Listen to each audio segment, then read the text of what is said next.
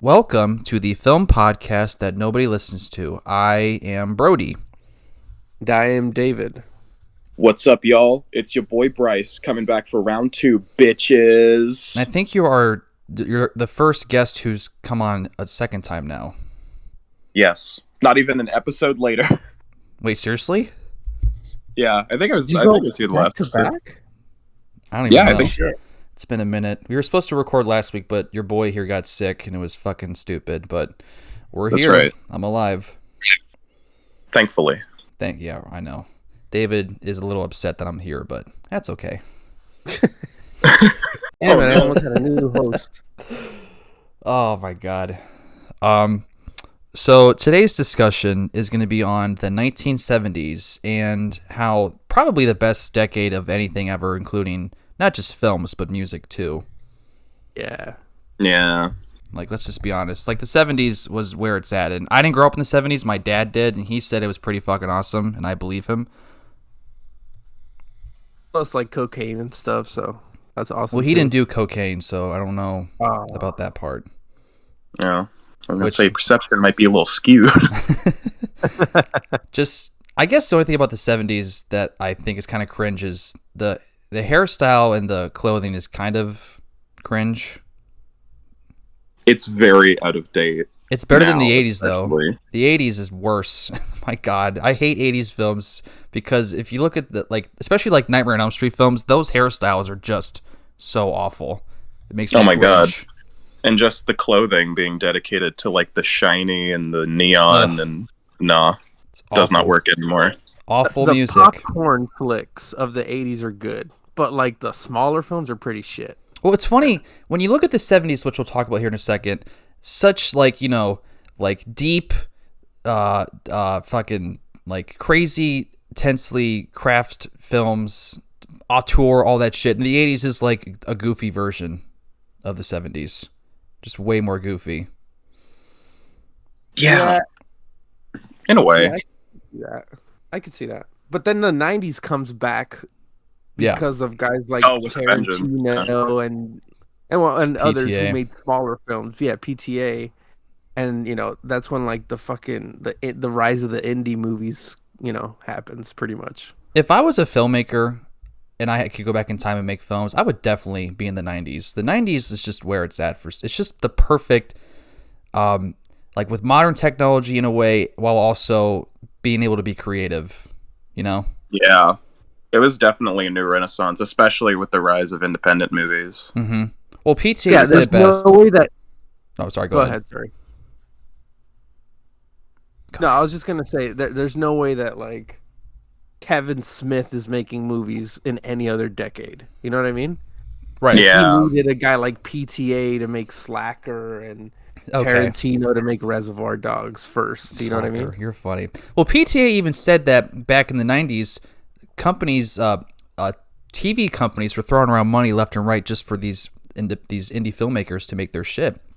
Tarantino was a huge reason to why that was going on because of Reservoir Dogs. So then PTA made the wonderful Hard Eight, fuck you, David, and then Boogie Nights, and just went on from there. So like the 90s was like a gold opportunity for filmmakers to get their stuff out there, and then the 2000s came, and then, you know, now we're here now, and it kind of sucks. So wait, remind me, who made Slacker then? I keep forgetting who made Slacker. I was going to say, that's Richard Linklater who made Slacker. I've never seen that. I thought you were just like dogging PTA for a second. No. Yeah. I knew it was like a good filmmaker. Yeah, it was Richard Linklater because I think he stars in it too, right?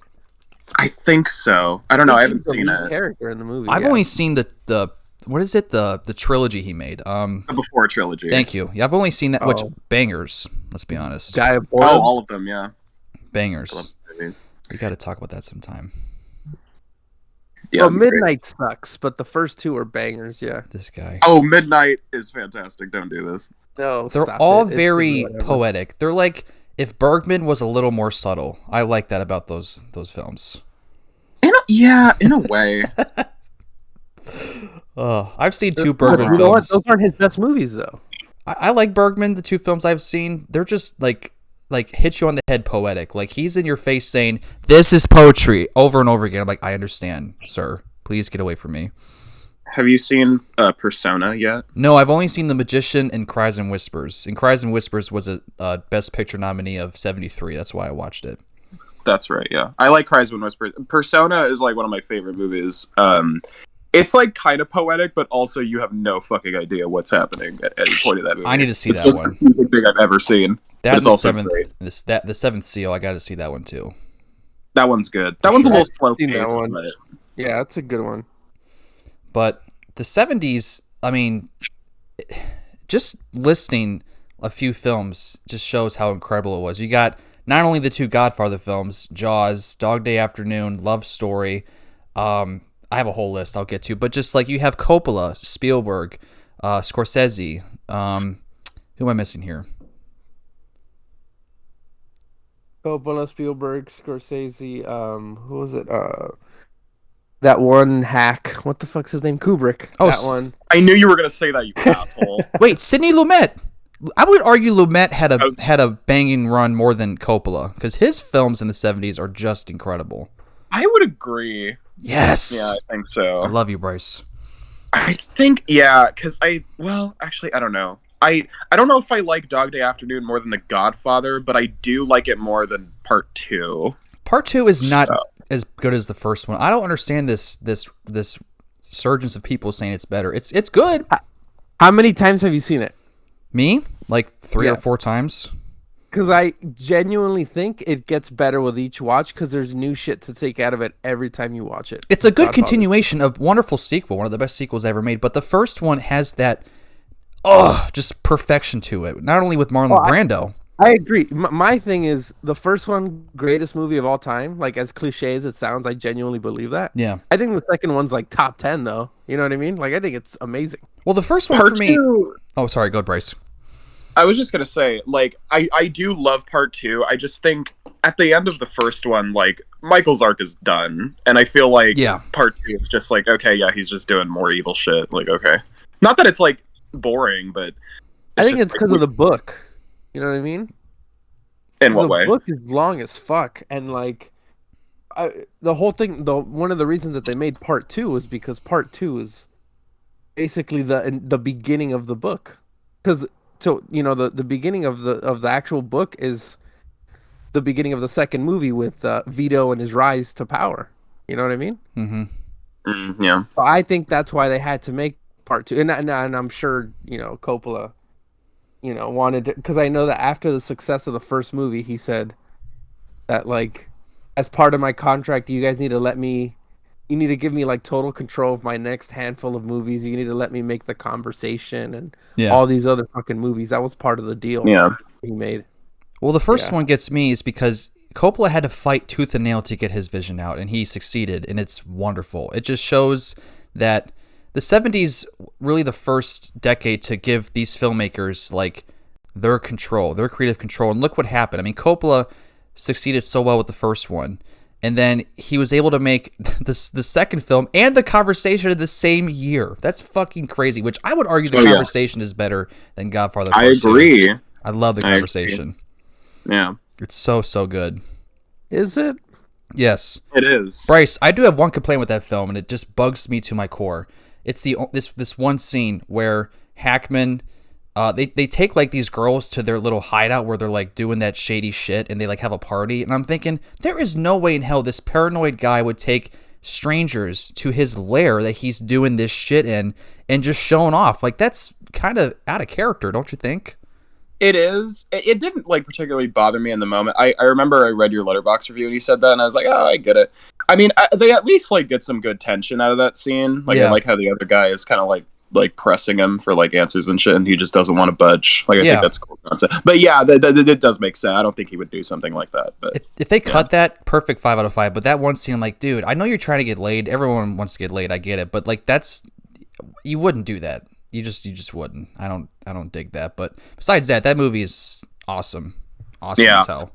And it's one of those movies where like the finale like really recontextualizes the rest. So ending. I wonder. I'm so interested in like rewatching it to see like how things have changed. I need to rewatch it, especially I've only seen it that one time, so I definitely got to rewatch that. But god damn, Coppola definitely ran the 70s like it was his fucking like job. It's crazy. Oh yeah. Apocalypse Now was 70s, right?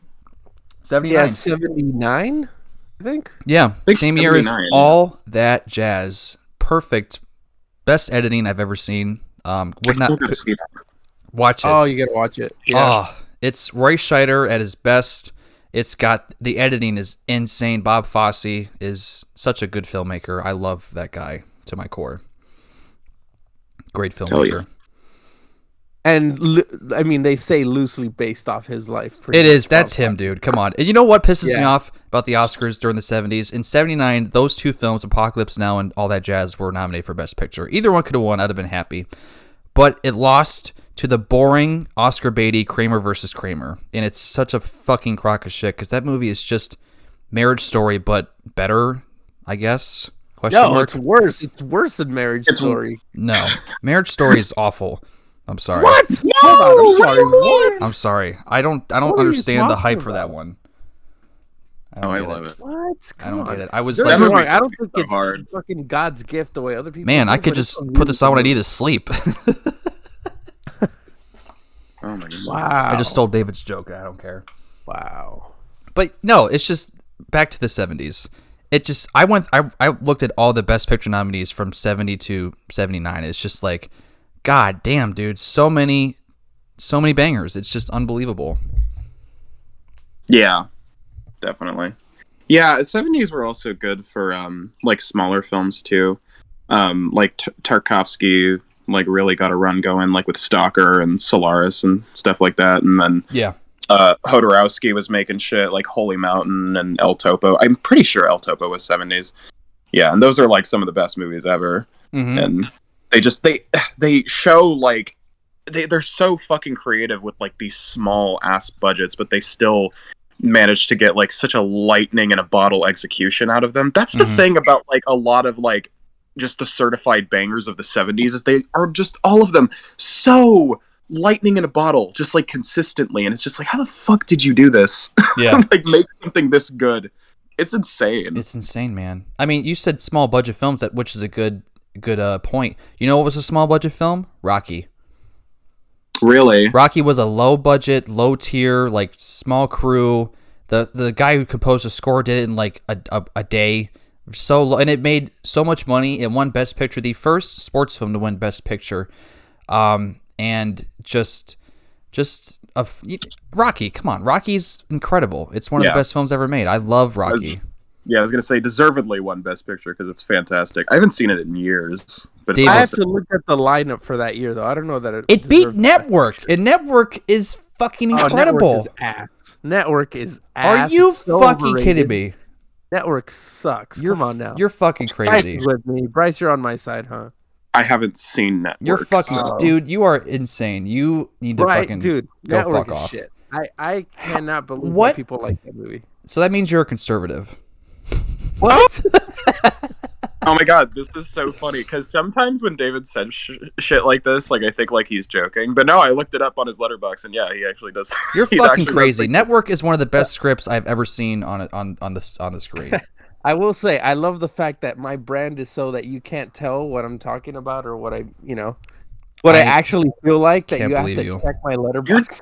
You're just an enigma. Like I need to do my research when it comes to you. Skipping this conversation, Rocky did beat Taxi Driver and All the President's Men, which is kind of crazy. Yeah, you see, both of those movies are better. Taxi Driver is awesome. Taxi Driver's better for sure. I haven't seen All the President's Men. All the President's Men better too. Bryce, it's one of those where it's all dialogue and it's riveting. Riveting. Dustin Hoffman kind of gets in the way with his, but like it's still a great film. Okay, I'm not a Hoffman guy. I'm sorry, Hoffman is just distracting. Robert Redford makes that movie. Robert Redford, listen, I hate to say this, but he had to get so many bitches back in the 70s. Yeah, that dude is a handsome man. He had to get so much ladies back then. Him and Paul Newman are like the coolest dudes that ever lived, and the fact that they did those movies together. Butch Cassidy and The Sting, two fucking perfect films, and same director, and I love The Sting. Bryce, have you seen The Sting?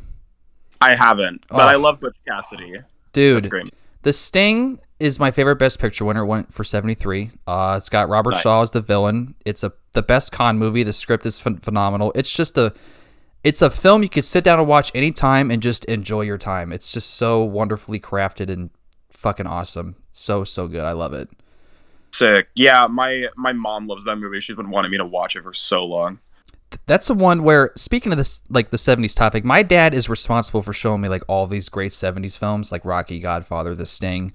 And he saw all of them in theaters. Jaws, The Godfather, The Exorcist, The Sting. And I'm like, dude, God. You are the luckiest motherfucker. He could just go to the drive-in down the street and see Jaws with his buddies, drink some fucking beer they stole, or not stole, but got some from friends. And I'm like, you're so fucking lucky. You could just go see Halloween like it's nothing, you know? Oh, what's crazy is that movies used to be in theaters for like a year or two back then. Yeah. Like you didn't have to go see it in the first weekend. Like now where you're like in a panic because you're like, oh shit, if I don't see it in the first 2 weeks, it's gone. Yeah. You know what I mean? They had plenty of time. It was so cool. And my dad said it with Jaws. This always gets me. He said that people were behind the seats. They were so scared. And when the shark blew up in the end, people fucking cheered like it was a sport game. He said the experience was like nothing he's ever seen before, which is so cool because now we kind of make fun of Marvel fans for doing that. But like I'm going to be a hypocrite. Back then, it would be kind of cool to see like people full on cheer to see a shark blow up because it was this villain in the film. Like that sounds so fucking awesome. Yeah. He's so lucky. They say similar things happened with people watching the first Star Wars movie. I guess when they first played The Exorcist, people would throw up because they were so. Oh, he said it was crazy. My dad said for Halloween, when Michael Myers stands up at the end when he's laying down, he kind of sits up really creepily. He said people fucking flipped shit. That's how he said it too. He said people flipped the fuck out. I'm like, I'm so jealous he saw these movies in theaters. It's nuts. It's nuts, man. I know. Good for him. I feel like Halloween invented the whole holy shit, this guy can't die type thing. Oh, it definitely did. I mean? I'm pretty sure it did, yeah. That was 78. Oh, such a... And you know what? John Carpenter proved something. That was a word of mouth film. It came out in like Kansas in like the middle of the summer, and then it was so hyped that it made its way to, like David said, it would stay in theaters for so long till October, and they made $70 million fucking dollars on a $300,000 budget. $50,000 budget, yeah. Yeah. It's crazy. God Absolutely damn. Insane. John Carpenter, then you got fucking William Friedkin. You guys like The French Connection or Sorcerer? I know we talked about that, David. French Connection, Sorcerer, all those are fucking bangers, dude. Sorcerer I watched a few weeks ago. That movie is perfect. Perfect. I still need to see Sorcerer. French Connection is awesome. Bryce, I actually watched it recently. Okay. Sorcerer is like the perfect like example of how the 70s was like with films. It's an auteurish, like artsy, but fucking epic in scale film. Mm-hmm. It's awesome. Roy Scheider's great. It's a fucking banger. And anytime there's like a troubled production, it just makes the experience of the movie that much better. And the production issues they had for it were fucking insane. Dude, and here's a little thing. Sorcerer is a good example of a film in the 70s, like the true last auteurish, big budget, like crazy film, because Star Wars came out a week before and just completely ruined cinema. And so it bombed in the box office, and then the 80s was just trying to recreate Star Wars, and it's really interesting how Star Wars ruined everything.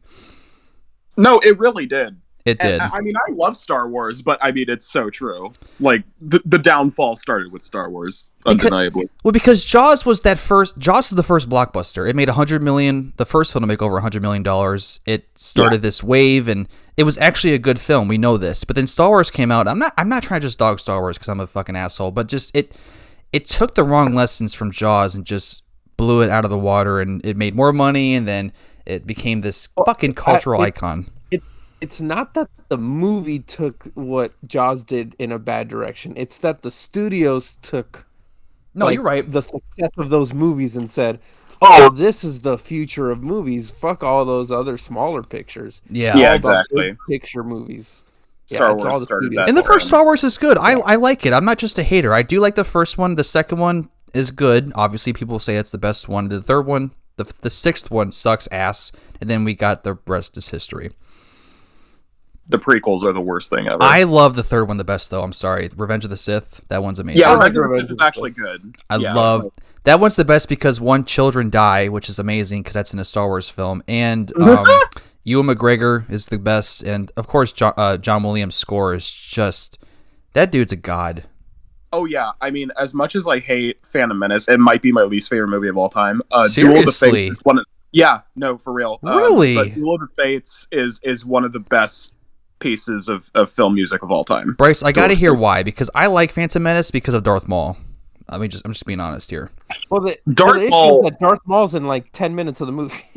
Yeah, that's the thing. Which is Darth sad. Maul doesn't have anywhere near as much screen time, and he's also fucking boring. There's nothing to him. He's just some guy. I disagree. People think of the Phantom Menace and they think of Darth Maul, but the thing is that it's because he's so awesome when he's on screen. He pops It's out. Ray Park. Ray Park is awesome. Yeah, he's awesome. The Phantom Menace is just literally the most toneless movie I have ever seen. Like, any time I have watched it, I just feel like, yeah, I'm not even watching like a real thing that someone made. Like, it's just entirely a fucking product that someone made. It's like some fucking video game I'm watching practically. Like, it's the most monotonous thing. Like, all the performances are so just one note and awful, and like the visual effects have dated badly, and like it's so boring. Jar Jar Binks is the worst thing ever. Like, not for me at all. You know what's funny is I feel like we could do a topic on this one day and have multiple people on, and it would be just entertaining episode to do of the most, I would say, how could I phrase this right? Like the most disappointing movies of all time. And not just disappointing for you, but disappointing for everybody. That's a good idea. Because the Phantom Menace would win that award. No, not even close. Like, no. The original trilogy... No, but that's the thing, is that the original trilogy being as heralded as it is, everybody thought episode 1 was going to be amazing, and there was this hype around it. Like, my brother and my sister always tell me, like, oh my God, everybody wanted to go see it. And once they walked out of the theater, they were just shocked. They were shell-shocked at how awful that movie is. I like it. Just make sure. I like it. Just make sure that you don't invite on film Twitter people, because the amount of film Twitter people that are prequel diehards are astronomical, and that would be incredibly. Listen, that's the thing, though. We wouldn't just talk about that one. I'd want to talk about like just in general what's the most disappointing for them, and Oh yeah.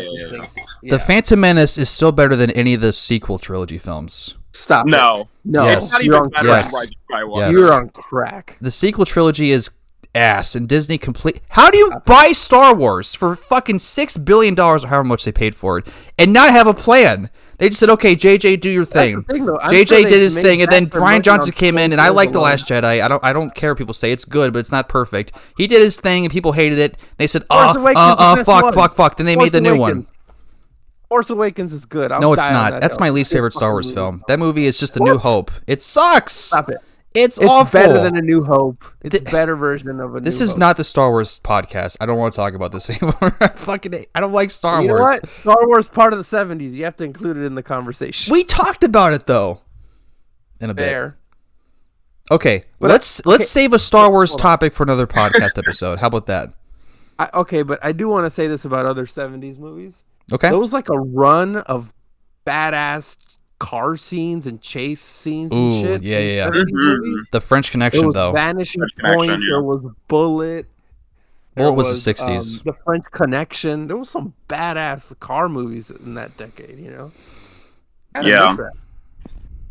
Definitely. We can't talk about the 70s, though, without talking about horror, because holy shit. Yeah. Like Alien, Jaws, Exorcist, Black Christmas, Dawn of the Dead, House. Texas Chainsaw Massacre. Texas Chainsaw, of course.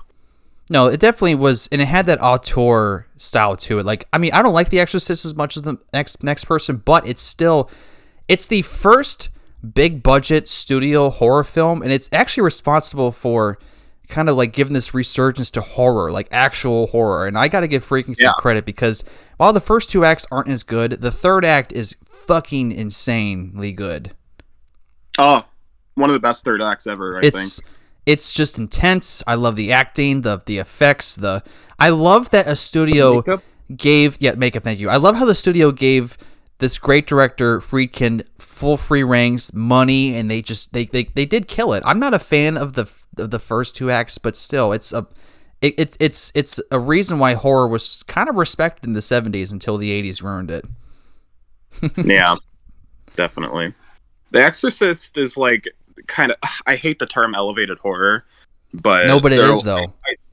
It is like, could you say that like The Exorcist is like the first like elevated horror movie? I mean, would like, Psycho be that? I don't know, because now I'm thinking like Rosemary's Baby or something. I haven't seen that. Listen, I hate to be this. I don't like Polanski. I'm never gonna watch his films, so I'm not gonna ever watch that. I'm sorry. You're wrong about that. I don't want to get into Polanski, but no, fuck that guy. I'm not gonna watch his shit. I don't care. Chinatown, which by the way, I've watched that.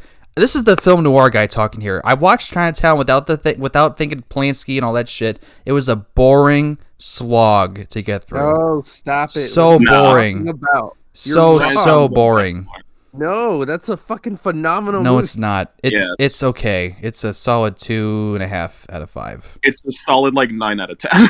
It's boring. I'm sorry, and I'm the film noir guy. I love that shit. Well, I kind of thought it was the first time I watched it, but it was one of those things where like I kept thinking about it, and so the more times I've watched it, I'm totally invested in the story. The sequel, The Two Jakes, directed by Jack Nicholson, is way better, by the way. No, it's not. That is a crazy thing to say, my guy. That is batshit crazy. I'm just saying, Chinatown is just okay, and I don't know. Sorry. Just being honest here. Okay, well, you're wrong. It's fine, though. Okay. It's okay to lie sometimes. Okay. There's a better film noir from the 70s called Farewell, My Lovely with Robert Mitchum. It's an adaptation of the book that made Murder, My Sweet. So I guess it's a remake, but Farewell, My Lovely is excellent picture. I love it. Robert Mitchum is awesome. Sweet, yeah. You can't beat Mitchum. I haven't seen it, but I love Robert Mitchum. He is older in that film, but he's just like, dude, I would have a beer with him. He's awesome. He's just fucking awesome. I can't look at him the same way after seeing Night of the Hunter. He creeps me out. Night of the Hunter, it's funny that that's classified as a film noir. I have it on my shelf right now as a Criterion Collection, but like it's not. It's a fairy tale kind of film. It's not a film noir, but it's fucking beautiful, dude. That lake shot underwater with that car and that that scene is just damn. I don't know how they got past they got past the whoever to put that in the film. That's insanely creepy. Oh yeah, it's excellent though. Yeah, that's nice. Oh yeah, I have a question for you guys. What is a film from the 70s that's regarded as a classic that you guys don't like? I guess my answer is Chinatown. So what's your guys' answer for that? Suspiria. Ooh. Oh, you don't like Suspiria? That's interesting. I find it mid. There are things that I think are great about it. I mean, obviously it's very well shot, well lit. Like most of like the technicalities are good. Some of them aren't. I'll get to that in a second. But yeah, I mean it's a very nice looking movie, and honestly the score might be the best horror score of all time. Especially the score is excellent. The fucking theme song is so great. So great. But yeah, I don't like the acting. I don't like the thing about the score is that it's really great, but especially in like the death scenes and shit, it's mixed up so fucking high and it's louder than like anything happening on screen. And I'm like, can I like hear what's happening, please? And yeah, like the dubbing is awful. I know like some of this was just due to like the restrictions like Italian movies had at the time, but even still, like it's so bothersome to me. And like just nothing happens until the very end. Like when the ending actually happens, I'm like, oh shit, this is awesome, and then it just ends, and I'm like, I wish I got more of that. Wish I got more with the witches. No, I'm with you, Bryce. What are those films called? Giallo films? Yeah. I don't know how you pronounce it, but yeah, I've seen like a handful, and I'm like, they're fine, I guess. They're not for me. I don't know. They're fine. I much prefer the remake. Pretty good. The remake is fucking phenomenal. Have you guys seen Blood and Black Lace? No. I'm telling you, man, there's some really good ones. Well, David, what is your pick for like a 70s classic that you think that you don't really like? I mean, You named one. I'm sure I have more than one. The one that comes to mind immediately is Network. Oh, that's right. I forgot that you have no taste. Oh, God. So ass. Okay, please. Okay, I want to know what don't you like about it. I want to genuinely understand your thoughts on why don't you like it. Can I be totally honest? Go ahead. This is our podcast. No one listens to it anyway. Listen, I don't remember. I saw it. God. I saw it like 2 years ago for the first time. Okay. Everybody had hyped this movie up for me, and god damn it, that shit was fucking boring. It's so fucking boring. It bored the shit out of me. I should have rewatched it. My mistake was not rewatching it before we did this podcast. You don't feel the whole thing where Peter Finch saying, "I'm mad as hell and I can't take it anymore." Like that whole scene, nothing. It did nothing for me. Oh, Jesus Christ! There's another one.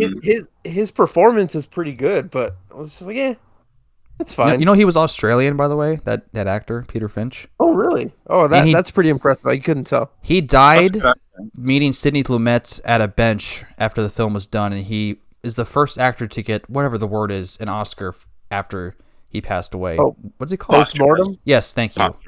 Yeah, that word. Oh, and then Heath Ledger was the second, so that's kind of interesting. Yeah. Oh, shit. I didn't realize that he died before the movie came out. Yeah, he's great. And I actually would say William Holden in that film is better. And Faye Dunaway, I'm not a fan of hers at all, but she's really fucking good in that movie. Like, really good. Really, really good. Dunaway? No, do you see what she looks like nowadays? She looks like if you put a air compressor in her face and just blew it up until it said, "Okay, guy, calm down." Oh, you're saying you don't like her because of her physical appearance? Wow, Brodey. Damn. Wow. Damn. Speaking of that, Courtney Cox, stop with the air. I love her, but damn, her Scream, the new Scream, I'm like, oof, wow, that's scarier than the whole film. The thing is, though, at least the rest of the movie is really good. And it makes what film? Scream 2022? Scream 5, yeah. Oh, you're talking to a wall here. So good. I took a shit earlier and it was better than that whole film. I hate Scream 5. That movie is complete ass cheeks to the core. Bryce is with me. That movie's goated as fuck. No, again, you're talking to a wall. Goated? I don't like Scream. You mean either. shitted? That movie's ass, dude. I don't understand why people are like, this is great. It's about, we need to get, our staff films suck. We got to do this to make them better. What? It's just a rehash of so many other things from the previous 4 films, but with none of like the cleverness or the inspired filmmaking. Hey guys, we're at the original house. Isn't this cool? And this protagonist is not as interesting. Moment is so fucking cool. I will not have you besmirch that moment. Okay? Unsubtle. It's awful. And awful. Thank you, Bryce. Thank you so much. I hate that movie so much. It's awful. You know what? That movie is better than Network. I can tell you that much. David, you are the most entertaining person I've ever met in my entire life.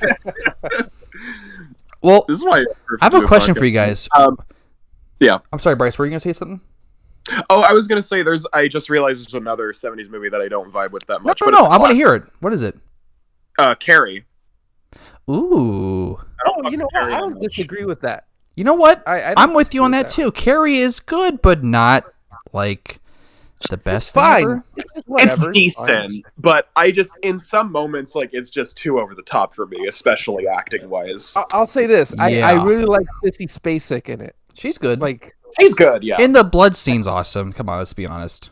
Oh, of course, yeah, it's iconic. That's good, but I'm with you, man. It has one of the best jump scares of all time. So. Oh, that's true. Yeah, well, I think the story is just like, who fucking cares?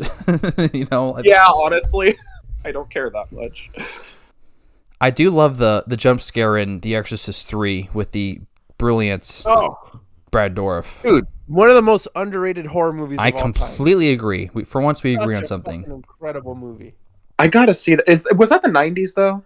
1990. Yeah. 1990. Same year as this movie called Goodfellas? Wise Guys? Wise Guys. Yeah. Same year as that.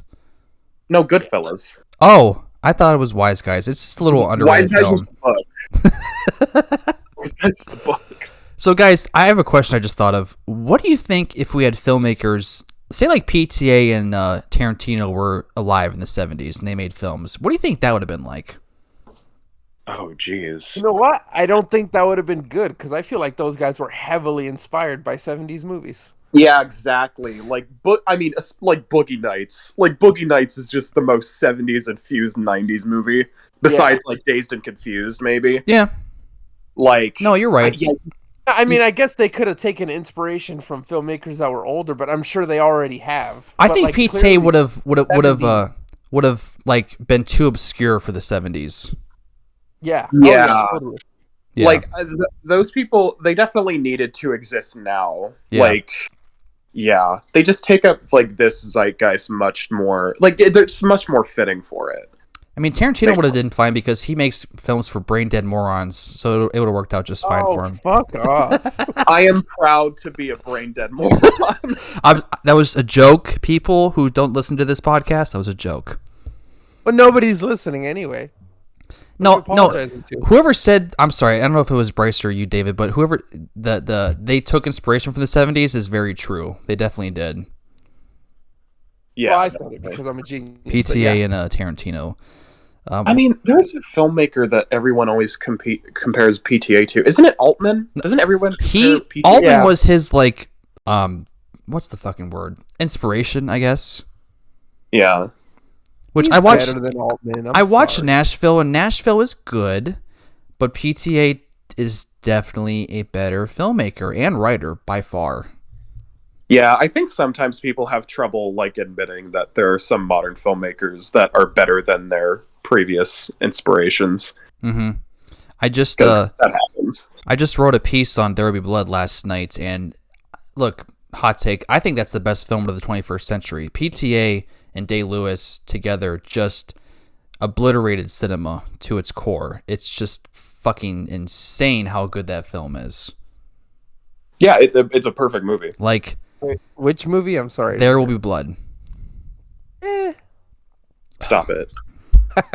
No, Don't do this to me. That's a great. But here's the thing, and this is kind of like even though this isn't the 70s, but I've always said it's probably because 2007 was such a banger year, like my fourth favorite movie from that year. Don't tell me Country for Old Men is better than that one. It's absolutely number one. You are fucking insane. I don't understand the hype. It's a good film. It's a good crime film. No, but it's just like not nearly as good as There Will Be Blood. How do people say that? No, I like No Country better. No Country is in my top 5 favorite movies. Why? I don't get it. It's not as good. I mean, it's great, but it's not that good. I don't know. I like the themes of it more, and I like the way it's executed more, I guess. I mean, I think there are certain elements of There Will Be Blood that are better. Like, I think it's a much better shot film. I would also say that, like, Daniel Day-Lewis's performance is the best performance of, like, ever? I have no idea. Like, but I don't know. No Country for Old Men just hits me harder, I guess. I was going to give you the 3 movies that are better from that year, okay? No Country, Zodiac, and For an Ultimatum, okay? Listen. Those 3 movies are better. Let's have this discussion for another episode. We'll have a No Country for Old Men versus There Will Be Blood. All right, we're gonna have a 2007. That's fine. I actually, you know what? You guys should make me watch The Assassination of Jesse James. I haven't seen that yet. Oh, that's a fucking. I haven't either. I haven't seen it yet. All right, future. But I could see There Will Be Blood being inspired by the 70s because, like, the 70s, like we said, they have these epic, auteurish, like, big budget films that could only be made in that decade because the 70s are full of those kind of films, like with The Godfather, Sorcerer, because they're so big in budget and just balls, like the balls to make these kind of films. The 70s was the first to really take that and just run with it, Yeah, that makes sense. Let me see. I'm gonna look at my top 20 of that year, and I think in a way, like, it's especially interesting that you're, like, using There Will Be Blood because I think in a way you could say the 2000s was maybe a return to that in a sense, like with what, like just like kind of the auteur thing, like with PTA and like Nolan, Peter Jackson did Lord of the Rings, like stuff like that, Oh yeah, that's a good point. Even though Lord of the Rings is kind of mid and boring and stupid, but I can see you saying that. That's a dumb opinion. I'm kidding. Well, wait, what movie? Do you remember Kubrick was offered to make those films with the Beatles, and he said, yes. No, I'm not making these fucking movies. That would have been the funniest thing I've ever seen. That would have been awful, even though it's Kubrick. Lord of the Rings, David. Oh, God, really? Yeah. I didn't know that. Yeah, because I guess Kubrick didn't do it because he didn't think it could be done. Like, he just thought it was too massive a scale to be put to film. Which, probably for the time, like an amateur like him, yeah, but come on. Excuse me? Look, I don't know. What were you looking at, Brodey? I think Brodey just accidentally disconnected or something. Oh. Oh God! I hope we don't have to re-record everything. You can't just like cut it out, or? I hope so. I hopefully it wasn't that his computer started failing like last time. Why is it that the technical issues only happen when I'm here? Yeah, no kidding. Like, what is happening?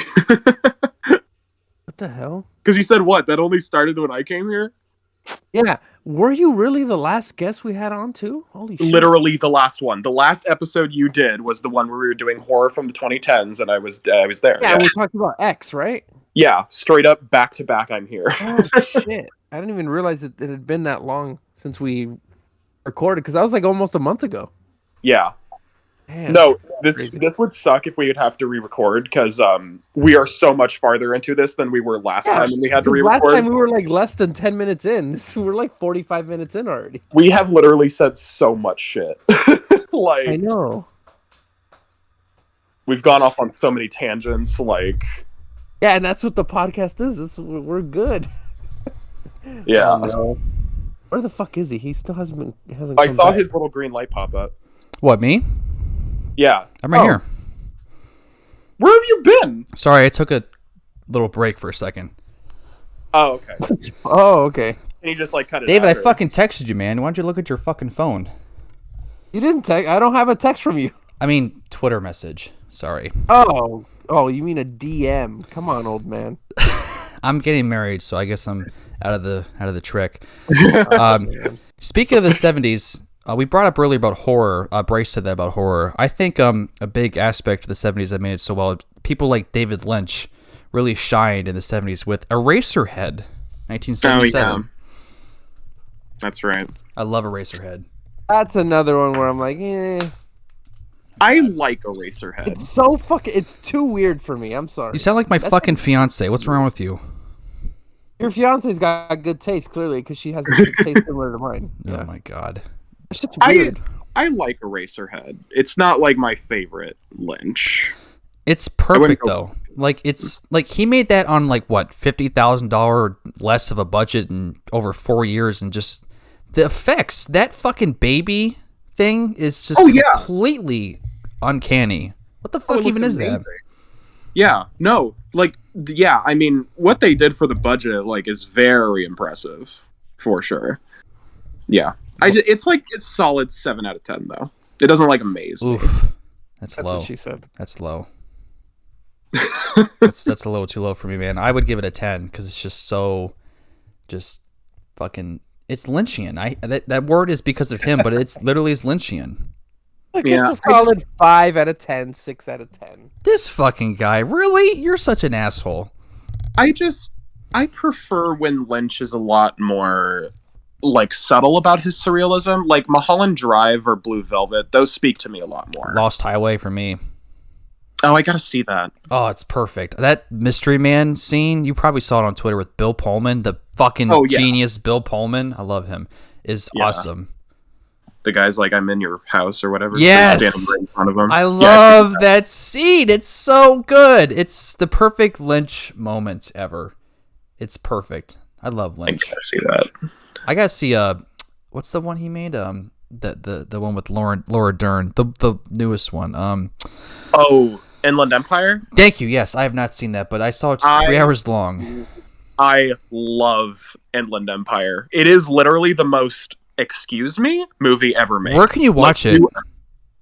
Oh my god. It is the most mind-boggling thing. Like, I can't find it to, like, watch it. I tried to watch it one time, but it wasn't on YouTube or Amazon or nothing.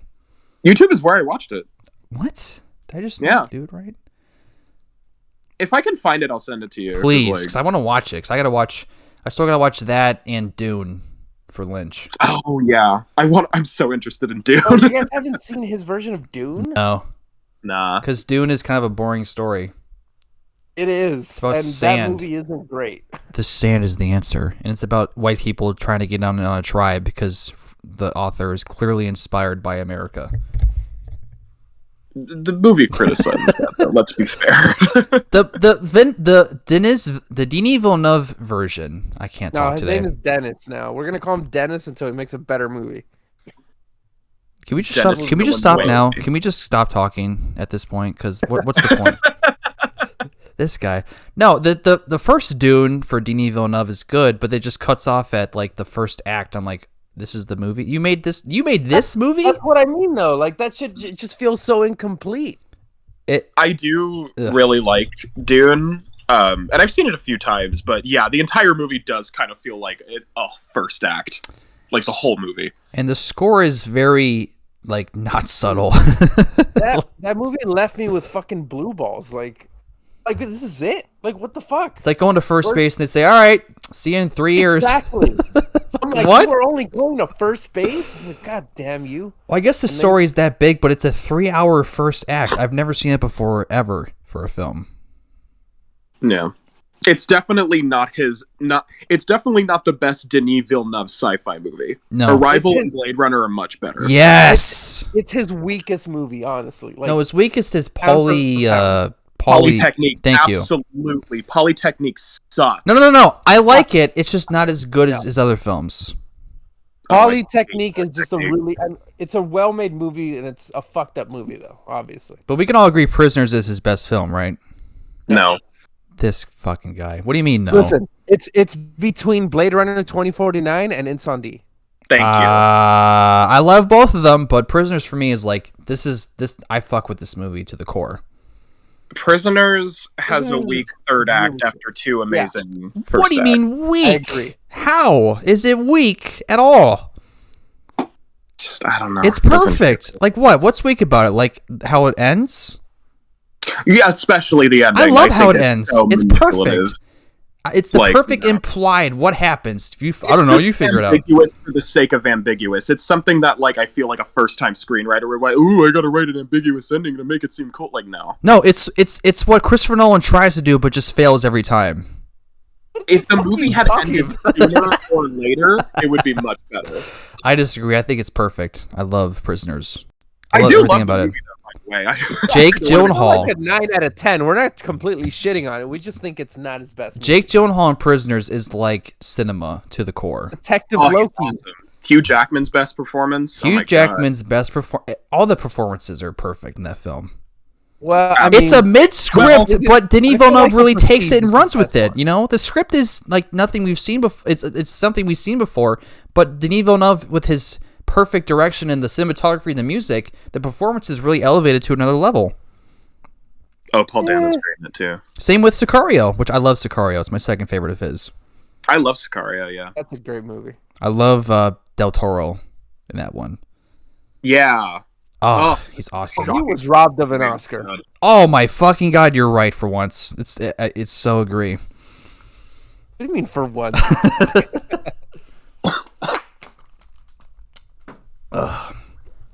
Wait, about what? Okay, I think Arrival, as great as it is, a little overrated. Like, I completely disagree. That should have won Best Picture that year. No.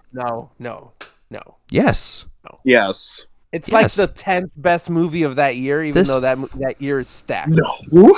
What are the 9 movies better than that? Don't even say La La Land or Moonlight over that. No, neither of those. What's number one in your opinion? Of 2016? Yeah. It's probably an animated movie. And it's... Your Name? Probably Your Name, yeah. I know I have Your Name ahead. I know I have 20th Century Women. There's 2. The Handmaiden, of course. 3. That's a good one. Oh, you want me to literally fucking list all 10 of them? I can. I can go to my Letterboxd. I have a ranking right now. To be fair, my favorite film of 2016 is Nocturnal Animals. I love that movie to death. Nice. I love that movie. Michael Shannon was nominated, which is awesome. He should have won. I love his performance in Nocturnal. He's like Quentin Jaws, just perfect. He's so great. I love his performance. I love that movie. Is so fucking dark. You know what, Bryce? Quick funny story. I told this to David before, probably, but back in 2016, I was seeing films a lot by myself because I don't know. I was in a time of my life where I wasn't dating anybody. I didn't really have friends to see films with because no one wanted to see these weird art shit stuff with me. My mom was like, "I'll go see them with you. I feel bad you're going by yourself." So we went to see a few different films, and Nocturnal Animals was one of them. So we walk in, we sit down. The intro starts with the naked ladies, and she looked at me, she was like, "What are we watching?" I said, "Mom, I didn't know this was going to be in the movie." And then my poor mom, who only likes like Lifetime and Hallmark, she's a very quiet, not artsy film lover like I am, she had to watch that film with me in theaters with the highway scene and Aaron Taylor Johnson's character. I'm like, this is dark for me, and I love these kind of films, but for her, I'm like, I feel so bad she's watching this shit with me, but she liked it. I know. It's one of the most shocking openings of the last decade. Highway scene is like beyond intense. Oh, it is the most pulse-pounding, it's so fucking perfect ever. Tom Ford, make more movies, bro. You made 2 perfect films. Oh yeah, Single Man is fire, dude. He needs to. He is that guy. He's like Bob Fosse of our generation. He needs to make more movies. He is so good. He's the he's the CEO of Gucci. Yes, that's awesome. Good for that fucker. He saved Gucci from bankruptcy. That's a guy I would shake his hand and say, "Please make more movies, please, dude. You need to just." I would watch anything he makes. Absolutely, I love That's one of my favorite films ever. It's perfect. David, have you seen that one? Oh wait, what are we talking about? Nocturnal Animals. Oh yeah, it's all right. Oh my fucking god! Bryce, do you want to be the new co-host of this podcast? Look, please have me. Look, it's really good. I'm not as big on it as you guys are, clearly, but it's a good movie. At least you think it's good. That's good enough for me. It's like you know what? It's an 8 out of 10. It's a very good movie. Look, I'm going through my 2016 list. 2016 was a banger list. Was a banger year though. That's the thing. Sing Street is better too. I haven't seen that. Guys is better. That's the good. The Witch is better. The Witch is good. Hell or High Water is better. Hell or High Water is excellent. Yeah, definitely. 10 Cloverfield Lane is better. Haven't seen that. Is better. Haven't seen 10 that. Cloverfield Lane, not better. Yes, it is. Come on now. Oh, and A Silent Voice is better too. I don't even know what the fuck that is. Oh, was Silence that year? I love that movie. Silence 2, by the way. Yeah, you're right. That's another one. Hell yeah. I hate to be the guy to say let's go back to the 70s topic, but what would you guys say is the best year of the 70s? Will we all agree that 75 would be? 75, yeah. Yeah. Probably 75. I mean, yeah. It's either 75, 73, or 78. Ooh. Let me look up the nominees for 75, even though I have it right here in my head. Let's see. Okay. So 75 had One Flew Over the Cuckoo's Nest, Jaws, Dog Day Afternoon, Nashville, and what's the other one I can't think of? Hold on. Damn it, phone, you're not helping me right now. What's the last one, guys? I can't think of it. Hold on. Let's see. Okay, I have it right here. Okay, Cuckoo's Nest, Jaws, Dog Day Afternoon, Nashville, and Barry fucking Lyndon. Yeah. Oh, okay. That is a absolute insane lineup for Best Picture. I mean, Nashville is the one that's like, it's good, but the other ones are like, dude, that's fucking insane. Yeah. Yeah, you can make the case that the rest of those movies are like 10 out of 10 movies. Did you think that Cuckoo's Nest deserved to win, guys? I just rewatched it last week in preparation for the podcast, and yes, I do. That movie's fucking phenomenal. I think Cuckoo's Nest is phenomenal. It's crazy how like that's like a film that shouldn't work. You know what I'm saying? But it does. It just works so well.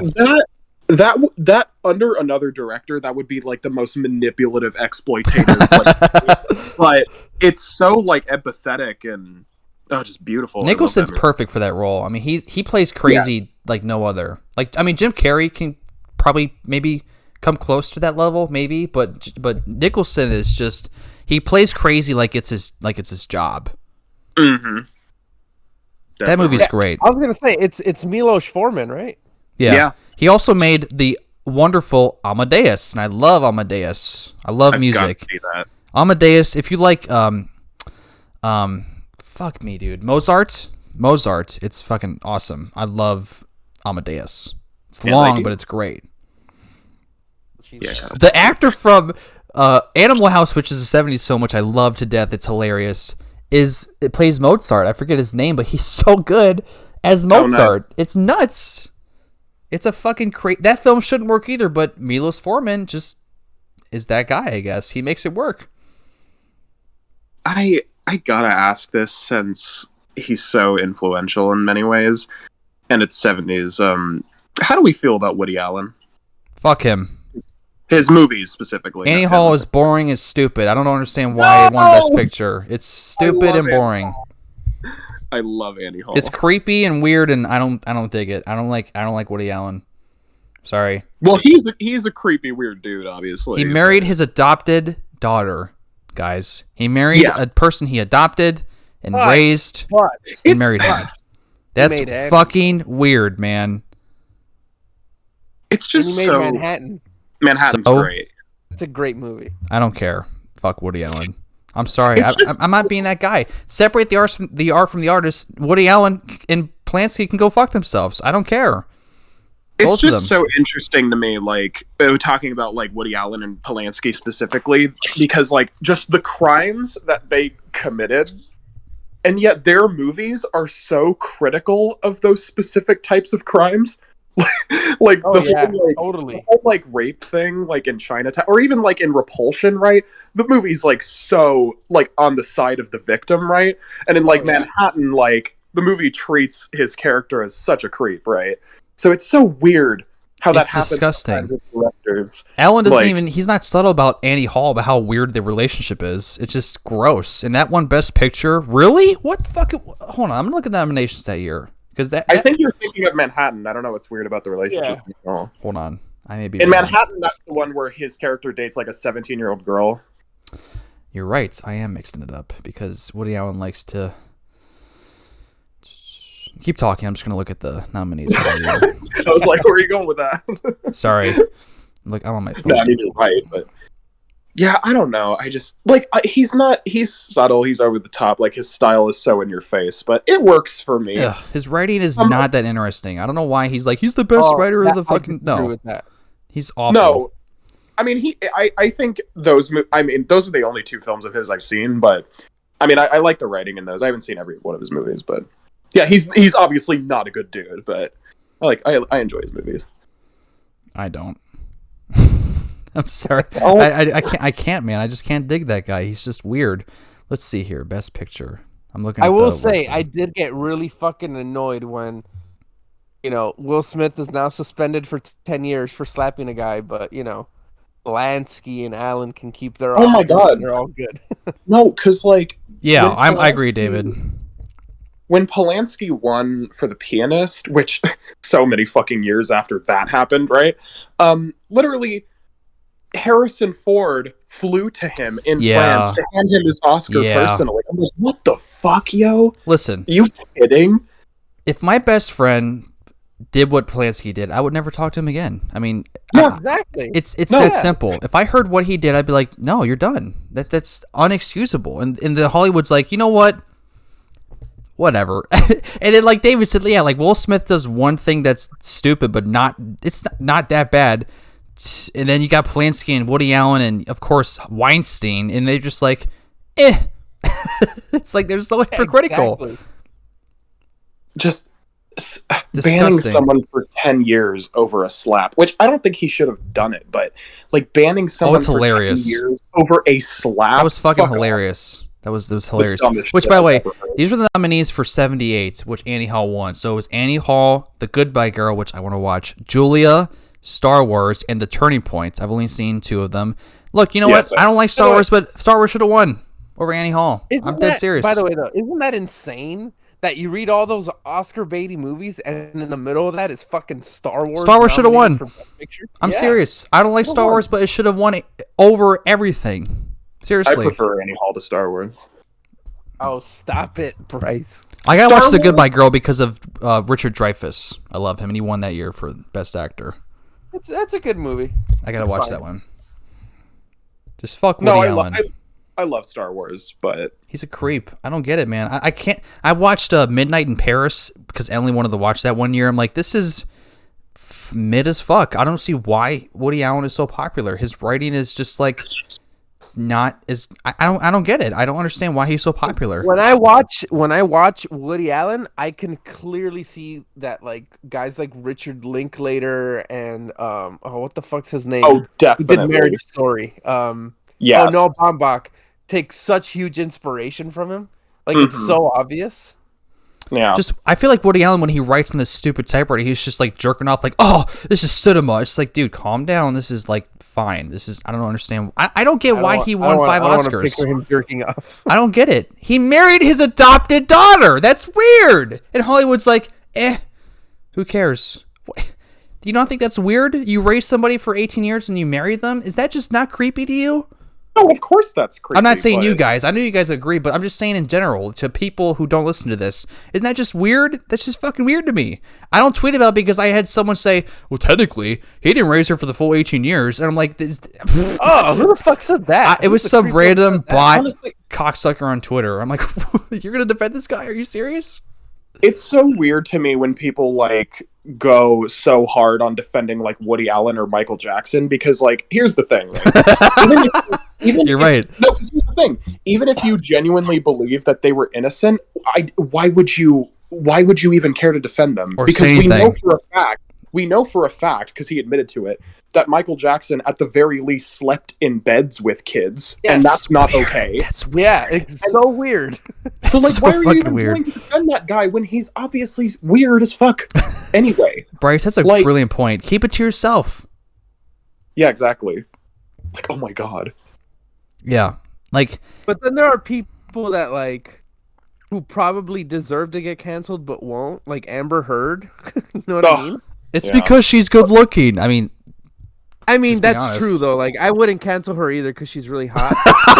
Oh my goodness, that was actually really funny. Out of here. No, Hollywood's full of hypocrites. Will Smith slaps somebody for making fun of his wife who fucks other dudes, and then he gets canceled for 10 years. Which I mean, he could have handled that better. He shouldn't have done that. He's a piece of. He's a dick for doing that. Listen. I'm sorry. When Chris Rock said that, I fucking laughed. I didn't know she had. I didn't know she had whatever disease it was. Yeah, no, Will laughed too. He did, Bryce. You're right. He did. That's why. I think again, I would have been okay with it. I'm glad we're talking about it because I think the Oscars happened after we recorded our last episode or whatever. But no, it was we recorded before the Oscars. Yeah. So we didn't even get a chance to. So I mean, we won't talk about it a lot, but like, he laughs and only gets mad after he sees the look on her face. Which makes it look so much worse if he had reacted to it instantly, then I would have understood, oh shit, like he just got mad in the moment. But he laughed first and only realized that, oh shit, I have to save my ass here or else she's going to get mad at me later. So I have to go slap this guy. Listen, you know? This is what he should have done.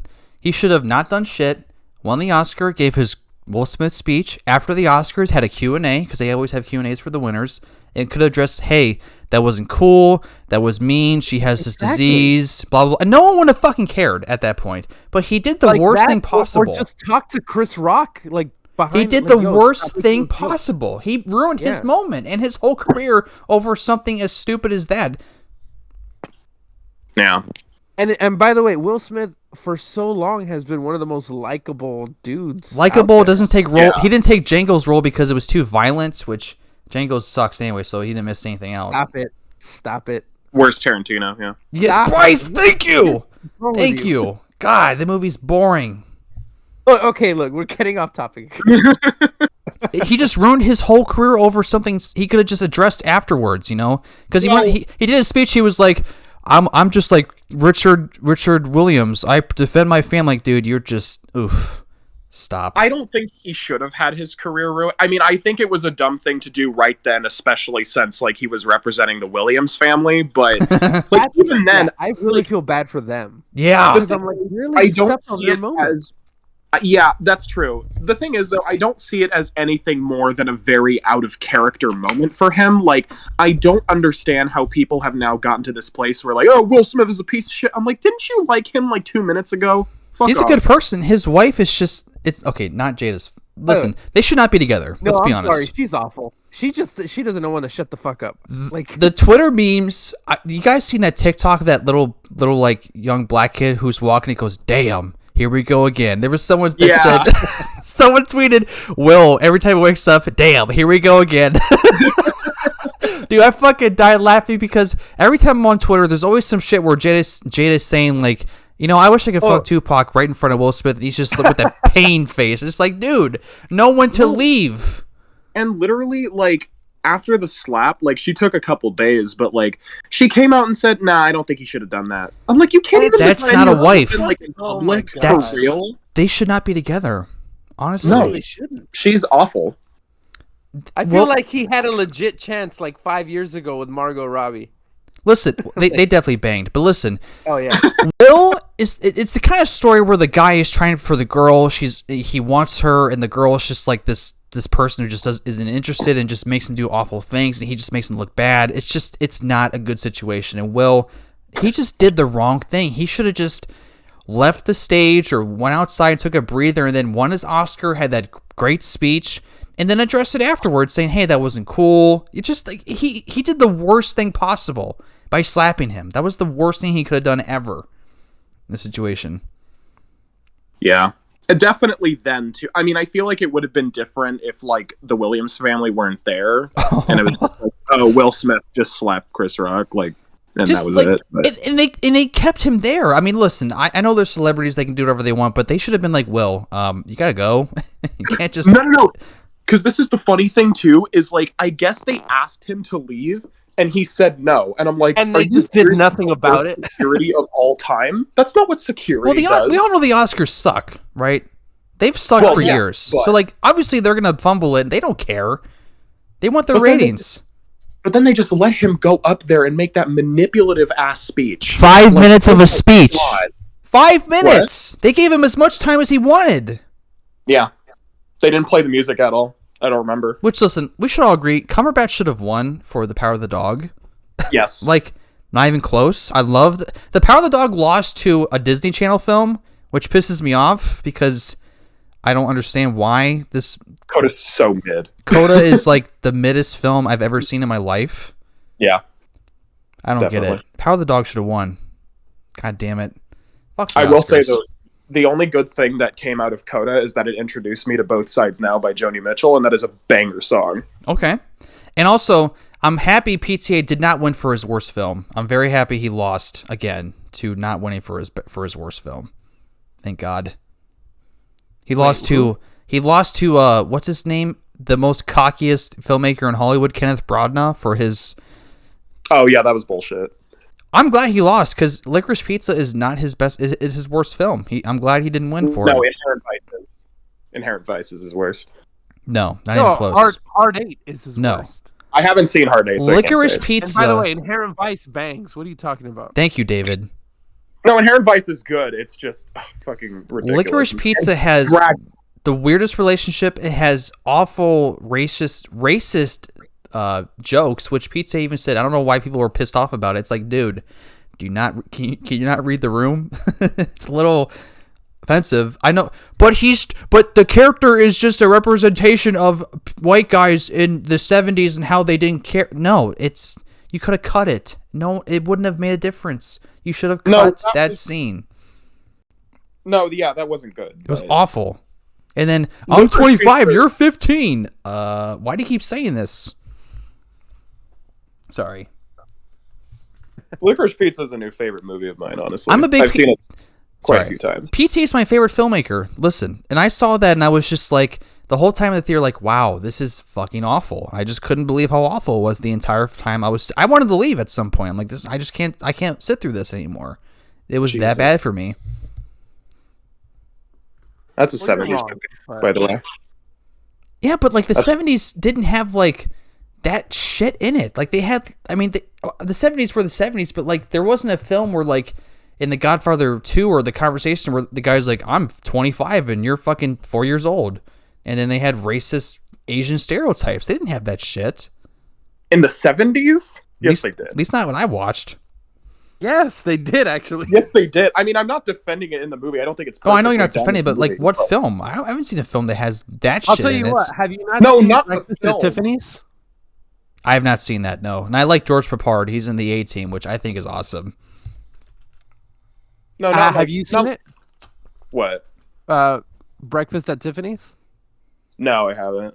Okay, because that has one of the most racist random white guy playing an Asian person character Wait, I've ever David, you remind me of something. In El Dorado, which is a good John Wayne film, even though John Wayne is a fucking piece of shit and I hate him to death, James Caan is in it and he's awesome. But he distracts the bad guy by dressed up as an Asian man and doing the whole like racist, like the eye things and saying that stuff. Really? Yeah, Jesus. it's pretty fucking bad. It's really like really bad. But that was that time, and fuck John Wayne. Did you guys know when Marlon Brando won Best Actor for The Godfather and he had that Indian woman go up and give that speech about how Indian people are treated poorly in Hollywood and people booed her even though she was right. John Wayne was backstage and he was held back by 6 guys because he wanted to go out there and fuck that girl up. How fucked up? Fuck you, John Wayne. Yeah, he was a piece of shit, yeah. Fucking but you're racist telling me piece that of Will shit. Smith... Yeah, but you're telling me that Will Smith deserves to be banned for 10 years over a slap. Okay. But John Wayne won a few years later for True Grit, which is boring as fuck. Like how? By the way, because I think about that moment all the time, actually, when I think about the Oscars, and I'm like, how fucking ahead of his time was Marlon Brando to do that, by the way? Marlon Brando was so the ahead shit. of his time. So ahead of his time. He knew. He saw the universe and came back and said, I'm going to do some good. And he did do some good. I love that The Godfather is the most popular film probably of all time, the best film of all time. He won for the Godfather. He had some Indian woman, I forget her name, go up there and make a speech about how Indian people are treated poorly, which is true, and people booed her, and they wanted to assault her. How right was he? Yeah. Like good for him. And her. Like top 3 most base things that have ever happened at the Oscars. True that. And also I've heard he used that Oscar as a doormat or something, like a door stopper. Oh, I love him. Good for Brando. That's fucking awesome. Good for Brando. I love how he said, I'm not memorizing this shit. Fucking give me flashcards. And I mean, while we're talking Brando, maybe the best looking dude who ever lived, probably. Brando definitely got some ladies back then, or guys. I mean, it doesn't matter. He definitely got some people. Sounds like he got both. Yeah. He is the hottest a person has ever been in A Streetcar Named Desire. Yeah, fair. That's fair. Oh my God. That's a good film too, by the way. That's a great movie. Yeah. Brando is like, would you say he's the best actor of all time? I mean, I know Day-Lewis is probably in competition with him. That's tough. I don't know. I would put Day-Lewis ahead of him just in terms of like actual like acting ability or whatever. Yeah. But like maybe Brando in terms of like charisma and like star power, maybe. You know what I mean? Could you imagine Day-Lewis in the 70s with like Coppola or Spielberg? I mean, he already did Spielberg with Lincoln, but like, you know, back in the 70s, like that kind of shit. He would have been just as fire. Oh my fucking God. Like, I mean, you can't beat PTA and Day-Lewis with There Will Be Blood. Honestly, it bugs me that he retired. It really does. Well, if you look what he does, that probably takes a lot out of him to be not Buffalo Bill, Jesus Christ, Bill the Butcher. Bill the Butcher, oh, such a great character and such a shitty movie. But I was gonna say, such a mid movie for a great performance. He taps his eye with a fucking knife and it's glass. God, what a good scene. Thing about Brando is like, as much as I adore him, I think sometimes like when people talk about like best actors of all time, a lot of the time they usually lump in like the actors that were the most like influential, and Brando was definitely influential. Just like the acting style that he brought, the most influential probably. Yeah, I was gonna say, if you talk to, I don't know if you've heard interviews with the other guys who are still alive from The Godfather. But like Pacino and Robert Duvall, they've all said like, "Oh no, we were all in fucking awe of him. We all looked up to him." And I mean, how could you not think about that cast? And they're like, "Yeah, that he's cast our is crazy. Ultimate, well, fucking guys, hero." Like, I have a question for you. Who do you think is the best actor of the 70s? I mean, I know Brando would be the pick, but I would honestly say for me, Robert Shaw and Roy Scheider had that filmography in the 70s. But I think it's Redford for me. Ooh. I would agree. For me, it's between De Niro and Jack Nicholson. Shit, I forgot. And who, Bryce? I didn't hear you. Jack Nicholson. Ooh, that's also a good pick. Damn. I mean, you're right. Yeah, fucking Cuckoo's Nest in Chinatown, like he's perfect. Taxi Driver for De Niro, like oh my god. De Niro might be my favorite actor of all time, actually. Robert Shaw had Jaws and The Sting for me. That's what makes him. And Roy Scheider had Jaws, French Connection, and all that jazz. Yeah, which is fucking crazy. And Sorcerer. Oh yeah, and Sorcerer. I still gotta see that. Those two. I mean, Robert Shaw is my boy. I love that guy to death. Best director of the 70s? I mean, we can all say Coppola, but for me, I gotta say Lumet.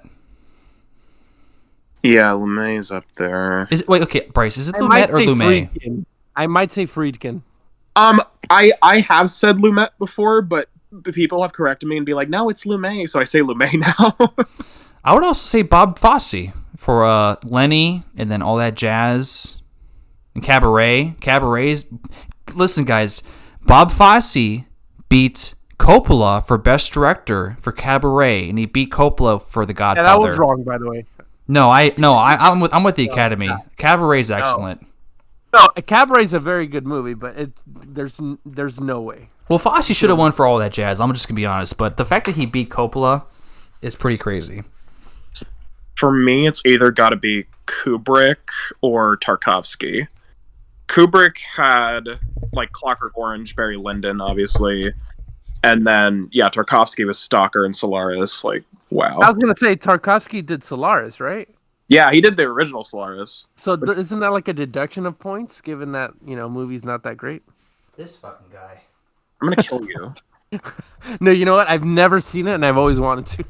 Yeah, watch that and the remake. The remake's really good, too. Yeah, I was going to say, I've heard they're both really good. Yeah. Thing about Tarkovsky though is his movies are usually very like snail pace in a good way, but they're very slow paced. So just know that when you watch. Did he do Stalker too? Right? Yeah, Stalker is like top 25 for me. Well, shit, you said Kubrick, which is a good point because Kubrick had Clockwork and Barry Lyndon, which Barry Lyndon is like cinema to the max. Oh my god. That's like damn. One of the best shot movies of all time. Yeah, I mean, I would say it's the best looking film I've ever seen because the indoor shots, they only lit with candlelight, and they had to get a NASA lens in order to shoot it. That's fucking crazy. And just the way he composes his images to look like paintings and shit. Oh my god. And Bryce, listen, that story is kind of boring if you think about it on paper, but Kubrick makes it work. He literally makes it a perfect movie, and that is an impossible task, but he did it. Yeah. No, Barry Lyndon is cinema. Like, fuck, man. Oh my god. That's nuts. I love it. I love in Barry Lyndon how, like, Kubrick has his shot zoomed in and he zooms out in every scene, and he zooms out, it's like that, like you said, like that painting. Like there's that one shot where they're on the lake, he zooms out, they're on a boat with a dog and a swan. How the fuck did he make this swan sit still? And like I don't get how he, like that one shot with the tree. It's incredible. I think of the shot. Yeah, I think of the shot too where the son, like the stepson or whatever, goes back to like kill him or do a duel with him, and they're all just sitting in that one room, like stacked on top of each other. Yes, that shot's great. So good. Oh, David, you would definitely hate it because you have no taste, but I would definitely recommend it. Sure. Also, wait, which movie are you guys even talking about? Barry Lyndon. Oh, I've seen Barry Lyndon. That's a great movie. Kubrick's best film. Like one of his most human movies, like and funny. Death of the Son is heartbreaking. It's funny. It's my third favorite. What's above those? 2001 and The Shining. Okay. Those are my top three. I would go Barry Lyndon, 2001, Shining for me. Yeah, I would. Yeah, 2001, Shining, and Barry Lyndon. Yeah, those are mine. 2001 is just God. I showed it to a buddy of mine a few months ago. He loves sci-fi films. He's never seen that, and he was like, "Yeah, that was good." I'm like, it lost Best Picture to Oliver. Yeah, that was good. Well, he's very quiet, but yeah, it lost Best Picture to Oliver, about a dumb little boy, orphan boy who just wants love. Fuck that little boy. Give us 2001. What do you mean? How did that lose? Jordan meme. Fuck them kids, dude. Yeah, Jordan meme. I love it. Fuck them kids. I mean, yeah, 2001's my favorite movie, so anything could lose to it, in my opinion. Like, that's your favorite of all time? I'm pretty sure, yeah. Nice. I was going to say, we have to have Bryce back on if we ever do like a 2001 or Kubrick. Or Kubrick. Yeah. Oh, please, yeah. One of my favorite Kubricks, though, is The Killing. I love film noir, obviously. You guys know that. I just watched The Killing recently, and I loved it. Oh, it's just great. That ending, dude, is iconic. Oh, I was shocked. Like, it's so noir. Like, I was like, oh my god. It's so noir. I love how it's just like, nope, he lost. I love it. I love how dark and depressing it is. And it's a very standard noir in a lot of ways. Like, I mean, just like, especially like with how fast they talk and everything. I love it. How pulpy it sounds, and like the lighting and the narration. Like, oh my god, it's great. So, fun fact: when Spielberg was casting for Jaws, his first pick for Quint was Lee Marvin. Lee Marvin said no. His second pick for Quint was Sterling Hayden, which is in, The Killing, Dr. Strangelove. He's the chief in The Godfather. He also said no, which thank God, because that would have been a terrible pick. And then finally, the producers of Jaws said, hey, how about Robert Shaw? We just worked with him on The Sting. And he said, all right. So they brought in Robert Shaw, who worked for nothing because he owed the money to the IRS, and he worked for free. And he delivered that performance in Jaws, and it's fucking insane that he did that for free. Go Robert Shaw. That's crazy. Yeah, which is so cool that he was like the third or fourth pick, and he was just perfect for the role. Oh, I love stories like that. I love Jaws. They cast the person that they didn't think like they would need to cast. It just works out perfectly. It should have failed, man. Spielberg dealt with like the worst of the worst for trouble production and still delivered that film. It's insane. Yeah, it's fucking insane. And just no shark movie since has captured what made Jaws so great. Because it's about the characters. They don't understand. It's not about the fucking monster. The shark is not the main character. Even though Spielberg kept saying the shark is the star, it is the characters. We care about Roy Scheider. We care about Dreyfuss and Robert Shaw. The whole second half of the film is nothing but three characters on a boat, and we care about them. God damn it. Are you yelling at us like we don't agree? No, I know you agree. I'm just shouting it for the studios these days. It's not about the fucking monster. It's about the characters. Get it right. And that film had 5 or 6 writers, and it still worked. Jaws is the best film of the 70s. I'm sorry. With all that shit that happened, and it still came out like that, that's incredible. Yeah, it's just crazy. God damn, man. I will say, now that I'm thinking about it more, maybe Pacino might be the best actor of that decade. Oh, Ooh. Dog Day Afternoon is his best performance. I'm sorry. Dog Day Afternoon, both Godfathers. I mean, wait, Bryce, what do you think? Serpico. I mean, come on. I was going to say no. You're totally right. Dog Day Afternoon. Okay. That movie's great for one reason. Lumet, whatever, did not rehearse with his actors. Every shot they did was like a first or second take because if you rehearse, it gets more familiar. So since they were all strangers, it worked well because, it felt like they just met for the first time. Genius. Which is a genius move on his part because usually he's like the master of rehearsal. He always does rehearsals. What's that? No, I was saying, I agree. Sorry. Yeah. Like, I loved watching like the behind the scenes of Before the Devil Knows You're Dead and like seeing like the rehearsal process and stuff. Good film too, by the way. Yes. Good film. With Ethan Hawke and Philip Seymour Hoffman. Yeah. What a pairing. That was his last film, wasn't it? Lumet? Yes. Yeah. God, what a master.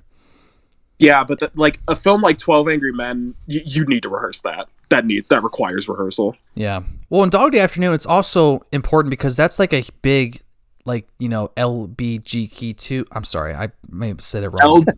Oh God, LGBTQ. Thank you. Sorry, I mispronounced it. That's you messed me up so bad. That was 75, and it had a predominant story about a man who was trying to get money for his gay lover. And Lumet even said that was a big risk back then, and it was a big risk, and it really paid off. So it's awesome that they took that risk, and it fucking worked, you know? Yeah. Yeah. And the actor is Chris Sarandon. What's his name? Chris Sarandon. And he's a great actor. Oh, he's awesome. He's great in... he's in another movie that I love. Bright Night? A lot. No. Nightmare Before Christmas? Bright Night. He's in Child's Play. Child's Play. I love that fucking movie. He's so good in that. Princess Bride, by the way. I met him in real life, by the way. Oh, really? How was that? At a horror convention one year, Horror Hound, and super nice guy. Super chill. Oh, awesome. Super nice guy. Yeah, he was Prince Humperdinck in Princess Bride. I haven't seen that one. Oh, you should. It's a great movie. But just really important film, and I'm glad that it really worked out for him, because the 70s definitely homophobic. I mean, seriously. Yeah. Jesus. I mean, yeah, every decade's been homophobic, even our current decade, because Warner Brothers made that newest Harry Potter spinoff, whatever film, and they're like, you know what, we're going to cut out the 2 minutes of films, of scenes that have the gay stuff in it for China. I'm sorry, you say 2 minutes? Yeah. It's 2022. Wow. Thanks for being progressive, Warner Brothers. Assholes. Like, make a movie that's just gay sex. And don't please them at all. Moonlight. I mean, Moonlight I don't know if you did guys it right. have seen The Handmaiden, but you know. Oh yeah, The Handmaiden. Well, those are girls. We need a true like guy on guy. Well, I mean, men. Brokeback Mountain. That's true. That's true. But that lost to Crash, which is a better film. Just kidding.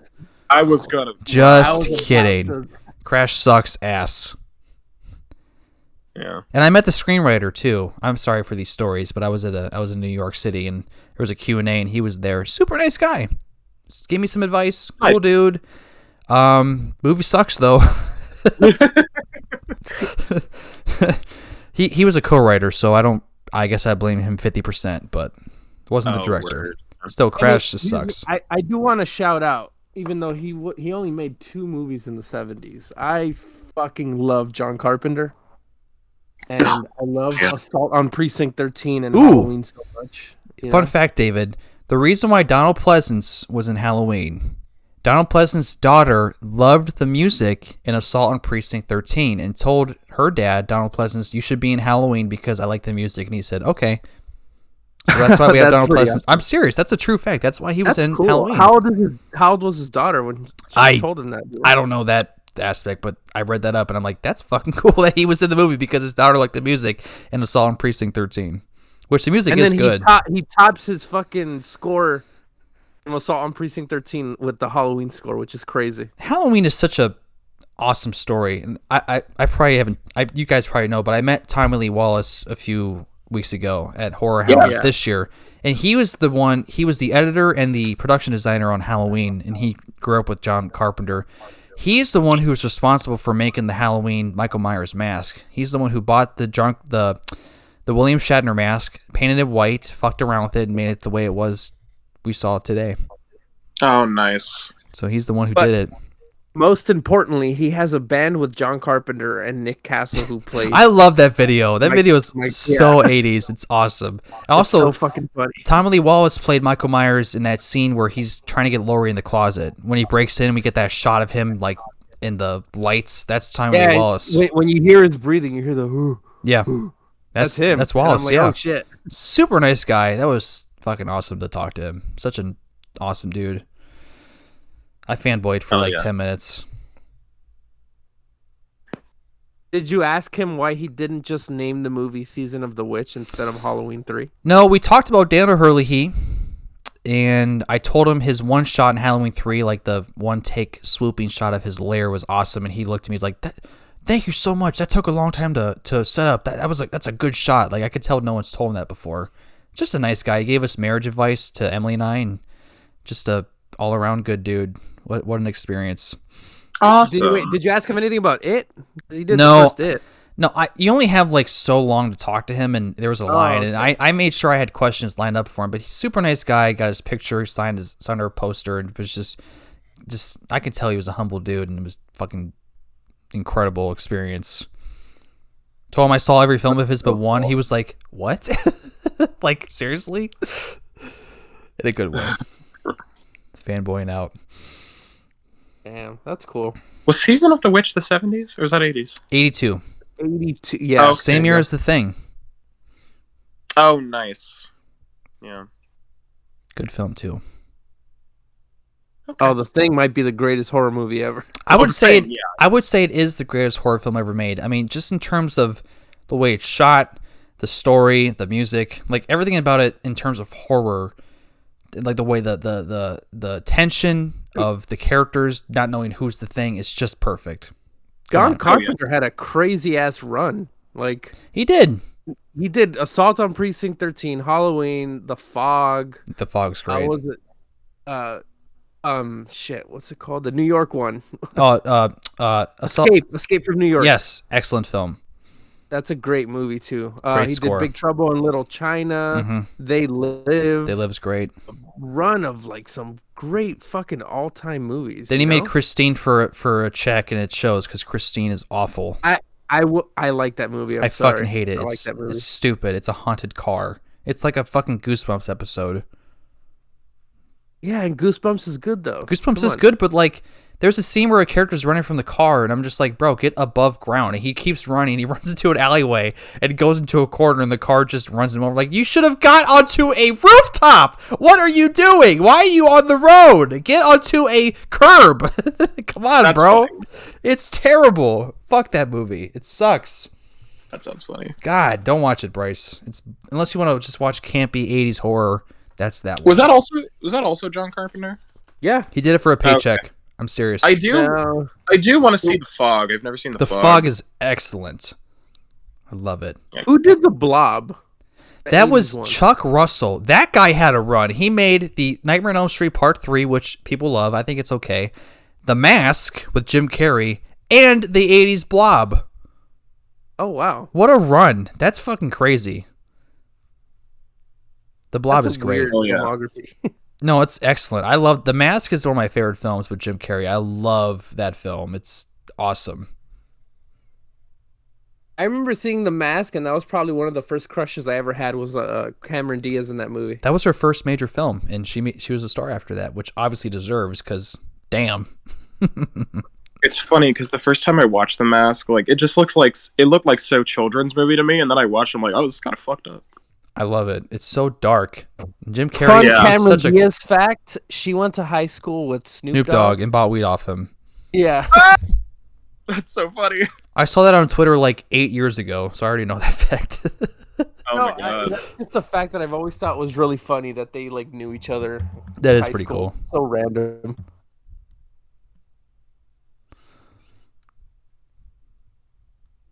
Fire.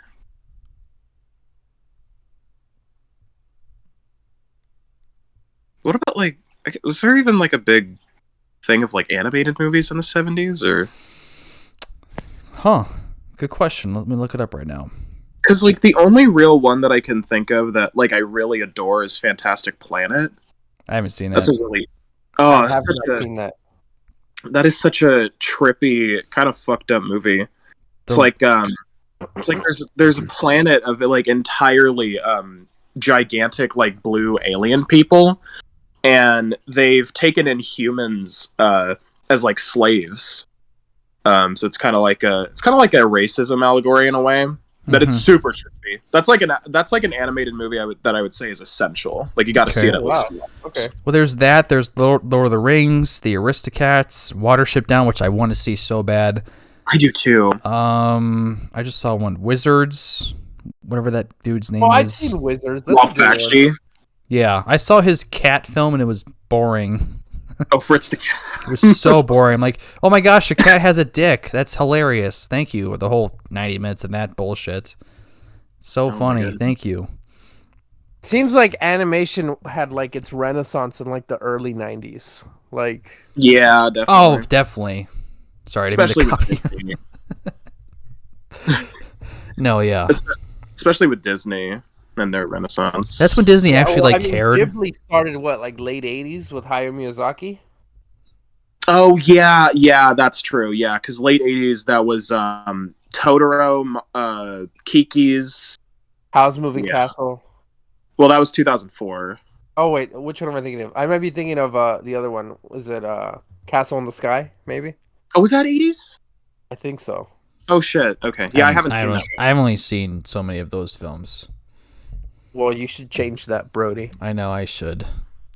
And by the way, there are like the majority of them are on HBO Max. No shit. I know. Yeah. I have that. Cool. Crazy. Have you guys seen Love Story 1970? I haven't. David? No, I tend to watch good movies. It's Ryan O'Neal and Ally McGraw, and it's like the saddest film I've ever seen, but it's like it's obviously called Love Story. I don't want to say anything more. It's got the brilliant score, brilliant script, just a good, like, I don't want to say rom-com, but like romantic drama, I guess I would call it. It was nominated for Best Picture in that year and lost to Patton. I've seen the 70s version of A Star Is Born. Not the same thing. But it's probably better. But watch Love Story. Bryce, you would love it. It's so good. I love it. So artsy. Sure. Just like it's obviously a low budget film, you can tell, but it's so good. By the way, one of my favorite remakes came out in the 70s too. It's the King Kong remake with Jeff Bridges. That's an underrated movie, I think. I haven't seen that. Yeah, I haven't seen it either. Nice. But I love the OG King Kong. I have not seen that. I need to see that. That's an all-timer. That, and I gotta see the OG Godzilla. Oh yeah, I haven't seen that either. Yeah, the OG King Kong is awesome, but it's also like one of the most racist movies I've ever seen. Yeah. Well, it came out in what, 33 or something? Yeah. But like, oh my god, the way they talk about like black people and like the people on the island is so messed up. By the way, the whole thing with in Inglourious Bastards where they play the card game and they're doing oh my god, that shit blew my mind because I never put that thing together that it could be like an allegory for slaves or whatever. Yeah. The fuck are you talking about? Like, that shit blew my fucking mind. I was like, oh my god. Like, yeah. I never thought about it this way. What are you talking about? In Inglourious Bastards, right? Yeah, I've seen it. Where they're in the basement and they're playing that game with the cards on their heads, and the dude guessed that his card is King Kong, and so he he says something like, "Oh, am I the black man in America?" or something like that, and then they say no, and he's like, "Oh, well, I must be King Kong." Yeah, it's like, oh, did I come on a boat chained up? Like, against my will? Oh, am I the black man in America? No? Oh, okay, then I must be King Kong. Wow, Tarantino is such an auteur. Wow, good for him. He really did something special there. Why are you such a hater? Hey, guys, he said he did three differently than Germans. You know what? Actually, I'll give him credit. That was pretty cool. That was a good... Listen, Inglourious Bastards is his best movie. It's his second best film behind Jackie Brown, because Jackie Brown is not a Tarantino film. It's actually a movie with a good script. It's like his fourth best movie. No. Wait, hold on. What do you have ahead, Bryce? Well, okay. I guess it's only if you consider the Kill Bill movies one movie or two movies. It's one. He said it's one. I call it one. No, it's two movies, and they both are not as good. And they're mid. Okay, so if Kill Bill, if we're considering it one movie, then Inglourious Bastards would be third, because Pulp Fiction is my favorite, then Kill Bill, then Inglourious Bastards. Interesting. For me, it's Jackie Brown, Bastards, and then Hateful Eight. I haven't gotten through Jackie Brown. Jackie Brown's awesome. It's awesome. What's his face? Robert Forster is awesome. He just died recently, huh? Yeah, it's sad. Really? It's sad. Yeah. Oh no. He's a good dude. Sucked. Yeah, he's cool. Kind of random, but I don't know if you guys can hear the audio of it. I could hear my neighbors doing it right now. Oh, I cannot hear I'm that. hearing, okay. Well, I'm literally hearing moaning. I can't hear it, and You're I'm in glad California, so that makes sense. Yeah, fair. California have no sense of privacy. How are those taxes, by the way? California. I should go ask if they need a third or something. Okay. Ew. Fuck off.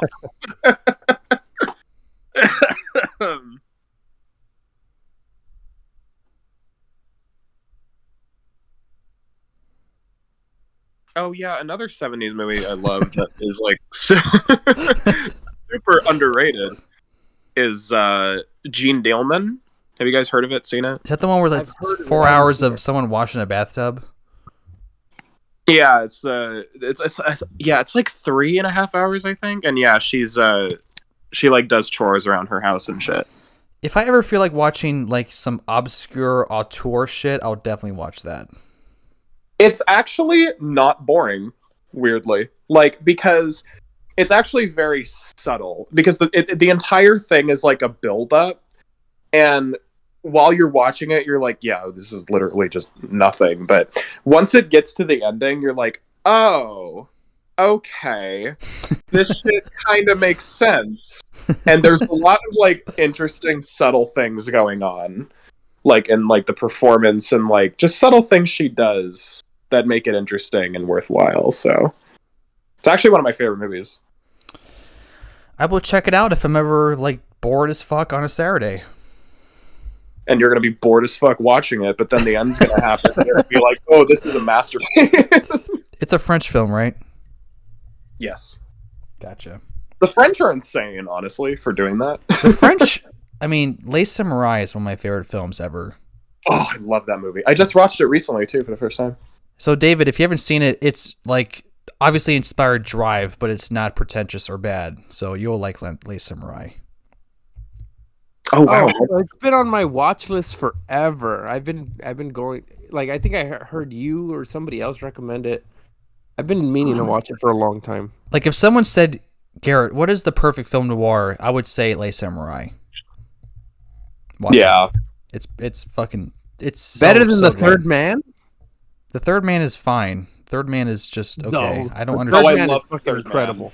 Yeah, The Third Man, The Maltese Falcon, and Double Indemnity. I don't understand why they're so hyped up. They're good. Do you not, as a noir guy, how the fuck do you not like Double Indemnity? I never said I didn't like them. I said they're good. They're just not like the best. I don't Dude, get all time. Come on. Yeah, I don't get the Double Indemnity hype either. Double Indemnity has the worst protagonist I've ever seen for a film noir. What? He's terrible. He's terrible. He's a big dumb idiot. And I know every film noir is supposed to have the protagonist that falls for the femme fatale. That guy is just like, nah, bro, I'm good. And then just one scene later, you know what? I want to fuck you. I'm like, dude, you just said you didn't want to a second ago, but now what changed your mind? Nothing. Am I wrong, or is he the one from The Apartment? Right? That's not. No. No, that's not him. Is that not him? No. The Apartment is Jack Lemmon, right? Yeah, Jack. No, not Jack Lemmon. The guy who's with her. You know what I mean? Who's her? The boss. The boss of Jack Lemmon. Oh. I don't remember. It's been a while since I've watched it. I'm pretty sure that's him. Okay. I have no idea. Yeah, I mean, if we were talking 60s movies, The Apartment might be the first movie I'd bring up, though. I think the 60s is very underwhelming. I only have 5 films rated 5 out of 5 for that year. Oh, you're wrong. I disagree. I might like the 60s better than the 70s. I think it's underwhelming. Just for me. I think 50s is right up there with the 70s, too. 50s definitely has some bangers. Like, that's very close for me, too. I agree. A lot of Hitchcock bangers in that decade. I might also be biased since 2001 came out in that decade, but... Well, that's one of the bangers of the 60s. Like, not even close. Yeah, that's a 5 out of 5. Yeah, sure. Not even close. Rosemary's Baby, Persona, Psycho, Good, the Bad, and the Ugly, The Apartment, West Side Story. I haven't seen West Side Story. I haven't seen either West Side Story. A few dollars more. I mean... Yes, David, you actually said something good for once. But, Brodey, you don't like musicals, right? No. Okay. Well, I like Grease. I like Grease. Come on, High School Musical. Okay, yes, because Vanessa Hudgens. And Zac Efron. Not Come on. because of that. I mean, that's a fucking good movie. I will die on the hill. I like the first one for sure. That's like a childhood favorite. Oh, High School Musical. Wait, Bryce, what's better, the new West Side Story or the old one? Oh, the old one by a fucking country mile. Okay, good to know. Oh my goodness. You might like West Side Story. Actually, West Side Story is a movie that like a lot of people who aren't into musicals end up loving. Okay. So, yeah, by the way, as somebody who doesn't like musicals, West Side Story is a fucking amazing But movie. the thing is, I don't want to watch Spielberg's version because I don't want to watch anal escorts. Oh, he's awful. He ruins everything. Yeah, because honestly, every other actor in the movie is fantastic, and he's just an entire brick. He literally could not be the more uncharismatic in his entire life. Nice. Like, wow. Nice. Yeah, but just other than that, like, the decisions that the Spielberg decides to make in it are just surprisingly, nowhere near as creative or interesting. The old movie did it much better. But I will say, though, 2001 was so good that the government hired Kubrick to fake the moon landing footage. This guy. That's how good. David, do you think that the Earth is flat too? No, I only think of things that are correct. The Earth is not, but we did fake those landings, though, right? We're all in this together. We agree. No, I don't agree with that. What's interesting is that Kubrick was so dedicated to the craft that he actually went to space to film 2001: A Space Odyssey. Isn't that crazy? Wow. Did he actually put a baby in space to film? Yeah, he put a giant. How the fuck did they do baby. that? I mean, I watched that film and I can see how they did certain things, but that baby, I don't understand how they did that at all. It is just. There are still effects in 2001 that to this day I'm like, how the fuck did you do that? Well, Bryce, like the whole star like sequence where like the stars are flying by. How did they do that? Like a two sides of like an ever recurring. Yeah, how did they do that? Split scan effect or something. I still don't understand it though. I think like for the shots later on in the Stargate sequence where like it's just like these liquidy looking like masses floating around. I'm pretty sure they like dropped like droplets of shit into like black water or something, and it like made those cool. Which like that's really cool because those look insanely good. That movie's insane. That's Kubrick flexing the whole film. And you know what? The famous pen scene, I love telling this story. I read that one up. I know how that works. They took a mirror and took a pen and took double-sided tape, taped it to this mirror, and they flipped it around in front of the camera. And then the actress who came up to grab it took the pen. If you can see, she kind of takes it off of this mirror. That's how it's floating in the film. It's fucking crazy. Yeah, it's a mirror, tape, and a pen or a pencil, whatever it is. Yeah, see, I never would have noticed crazy. that. It looks insane. If I watched the movie again, I probably still wouldn't notice. Even when you know it's like, it looks like it's fucking floating, like CGI. It's nuts. Kubrick was like hard as a rock the entire film and shot it and flexed hard. Good for that dude. Seriously. Oh my god. Dude flexed like a motherfucker. And made like one of the most profound and complex movies ever made too at the same time. Well, Bryce, the shots of the ships in space, I love this because I never noticed this until I read it up. So, you know how it looks like the ships are moving? Mm-hmm. Well, those are models, obviously. The camera is the one that's moving. So when the ship is moving past the camera, it's actually the camera moving away from the ship. What? Yeah, it's nuts. It's like so simple. But then the planets stay in place. I fucking don't understand. It's amazing. I don't understand. It's fucking Kubrick is the man. By far the best filmmaker of all time. Like, there's no doubt. Yeah, absolutely.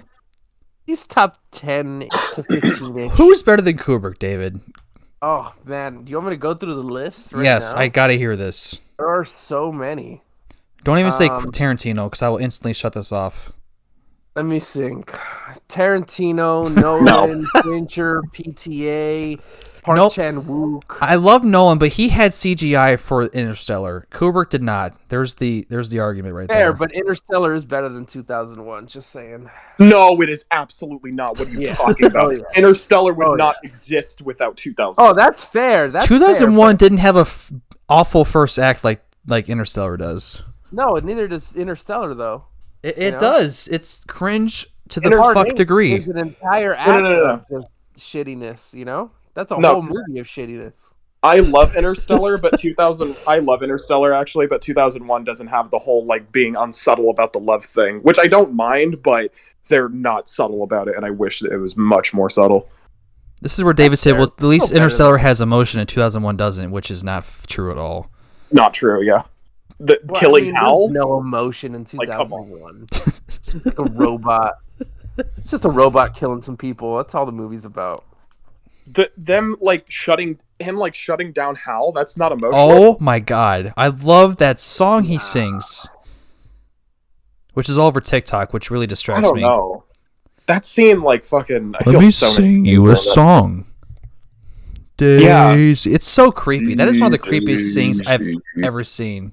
I will say though, HAL 3000 is like one of the best villains of all time. I'm sorry, Dave. I'm afraid I can't do that. It's one of the most creepiest things I've ever heard in my life. Oh, yeah. Wait, Bryce, have you seen the sequel with Roy Scheider? No. I want to see it because I love Roy Scheider, and John Lithgow is in that too. Yeah, Apparently Kubrick thought it was okay, which is saying a lot. Interesting. I don't know, just the thought of... Because honestly, I watched... the first 25 minutes one time, and it was honestly just the most 80s movie that has ever been made. And the thing about Blade Runner 2049, right? That's definitely its own movie. You could honestly watch that movie independent of Blade Runner. However, that film though still totally has the spirit and the tone and the pacing of the first Blade Runner. 2010 has absolutely nothing about what 2001 is. And it bothers me. It gives me nightmares to think about watching it. I don't want to. Well, the 80s, like I said, ruined everything. The 70s was so good, and then Star Wars came around, and the 80s you know what, let's take that and just ruin it, and just ruined everything. Yeah, and I mean, unsurprisingly, Kubrick and Carpenter were at the top of their fucking game in the 80s. Yeah. So. Yeah. What's even the best film of the 80s? The Thing? Halloween 3? What? Halloween 3? I don't agree. But well, here's the thing. I guess there's a difference between my favorite and what I think is the best. My favorite is probably Back to the Future. That's a good one. Oh, nice. But the best might be Raging Bull. Oh, I forgot about that one. I love Raging Bull. It's not one of my favorite Scorsese movies, but... Well, for me, it's because definitely... there's so many good ones from that decade. That's a hard question, actually. Who Framed Roger Rabbit, for me, is one of my favorites of the 80s. Ooh, yeah. Oh, Robert Zemeckis is fucking incredible director, dude. Yeah, he had it with the 80s. I mean, he was definitely... I mean, he had the Back to the Future trilogy, Who Framed Roger Rabbit. What else did he do that decade? He did Castaway. He did Contact. Castaway is the 90s. No, I'm sorry. It's 2000. Oh, I know. Oh, are you only talking about 80s then? Yeah. Okay. And yeah, I think that's...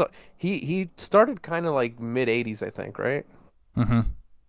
Yeah. Mm-hmm. Yeah. I have only 3 movies out of 10 out of 10 in the 80s. I have The Thing, The Shining... Ooh. And Koyaanisqatsi. Have you guys heard of that one? I've heard of it. No. It's my favorite documentary of all time. Okay. And it's completely wordless. There are no interviews. There's no dialogue. And it's just shots and music. But it's kind of about nature and how mankind has evolved technologically and stuff, but it's very, very poetic. It's a purely visual movie. And it has honestly one of my top 3 favorite film scores of all time, and it's by Philip Glass. Oh, you're speaking my language. I love that guy. Yeah. What's this called? Koyaanisqatsi. I'm definitely dude, I love Philip Glass. I'm definitely gonna watch that shit. It's amazing. Oof. You're speaking my language. That is the most underrated film composer ever. Oh, absolutely. Yeah. Have you heard his Dracula score? I haven't. Oh, dude, he did a score for the original Dracula in the 90s, and just listen to it. It's fucking insane. Yeah, I gotta watch the movies that he scored. The Candyman. Yep, Candyman. Oh, dude, needs to do more. He's just fucking amazing. Let's go to my watch list right now. Hell yeah. Can you spell it for me, please? KOY AAISQATSI. Got it. I see you have it here, 5 out of 5. All right, watch list. Let's go. Only 86 minutes. That's not bad. Yeah, it's very short. Ooh, Coppola produced it. Cool. Who did? Coppola produced it. Oh, yeah. That's right. Awesome. Yeah, I gotta say, I love the 80s and the 60s, but I do have more 10 out of 10s in the 70s. I do with the 70s and the 50s. Yeah, 70s and 50s and 90s. How many 10s do I have in the 50s? I only have 3. Wow. I have like 10. In the 70s, I have 5. So that's interesting. For me, for the 80s, I had like mostly horror films as 5 out of 5s, like Child's Play, Nightmare on Elm Street, Halloween 3. Child's Play is a 5 out of 5? Fuck yeah, dude. That movie's banging. Oh, yeah, but I have... And Child's Play 3. I have 9 films out of 10 in the 90s, so... Oh, the 90s is fucking too much, man. So good. I mean, Goodfellas, Toy Story, 7, Lake Placid, like Blair Witch Project. Why would you mention Lake Placid amongst those bangers? Because Lake Placid is a banger. What the fuck are you talking about? Is it? Oh my god. Me and David were actually talking about 7 last night, and just how brilliant it is to like not show any of the actual disturbing shit. Oh, like the fucking scene with the dude with the strap on thing. Oh, my god. Strap on, yeah. Oh. And he made me fuck her. I'm sorry, I laugh every time we. That's a good performance. It is, but it's fun. I have a dark sense of humor. He's like, and he put the gun down my fucking throat. It's funny, like if you take. Oh, it's excellent. That film for me. My only problem with 7 is the pacing is so bad. It's such a long 2-hour film. Oh, it's wrong. What are you talking about? It's a long 2 hours. In drags. Yeah, that's my only criticism. I showed my future brother-in-law, and he was like, "How long is this film?" I said 2 hours, and it felt like 3 hours when I was showing. I'm like, man, why does this feel so long? That's what she said. Same with Zodiac. That's my one issue with Zodiac, is that it drags in places. Yeah. But other than that, it's perfect. So that one famous scene with that creepy dude in the basement, that is the voice of Roger Rabbit, by the way, Charles Fleischer. Oh, nice. Isn't that funny?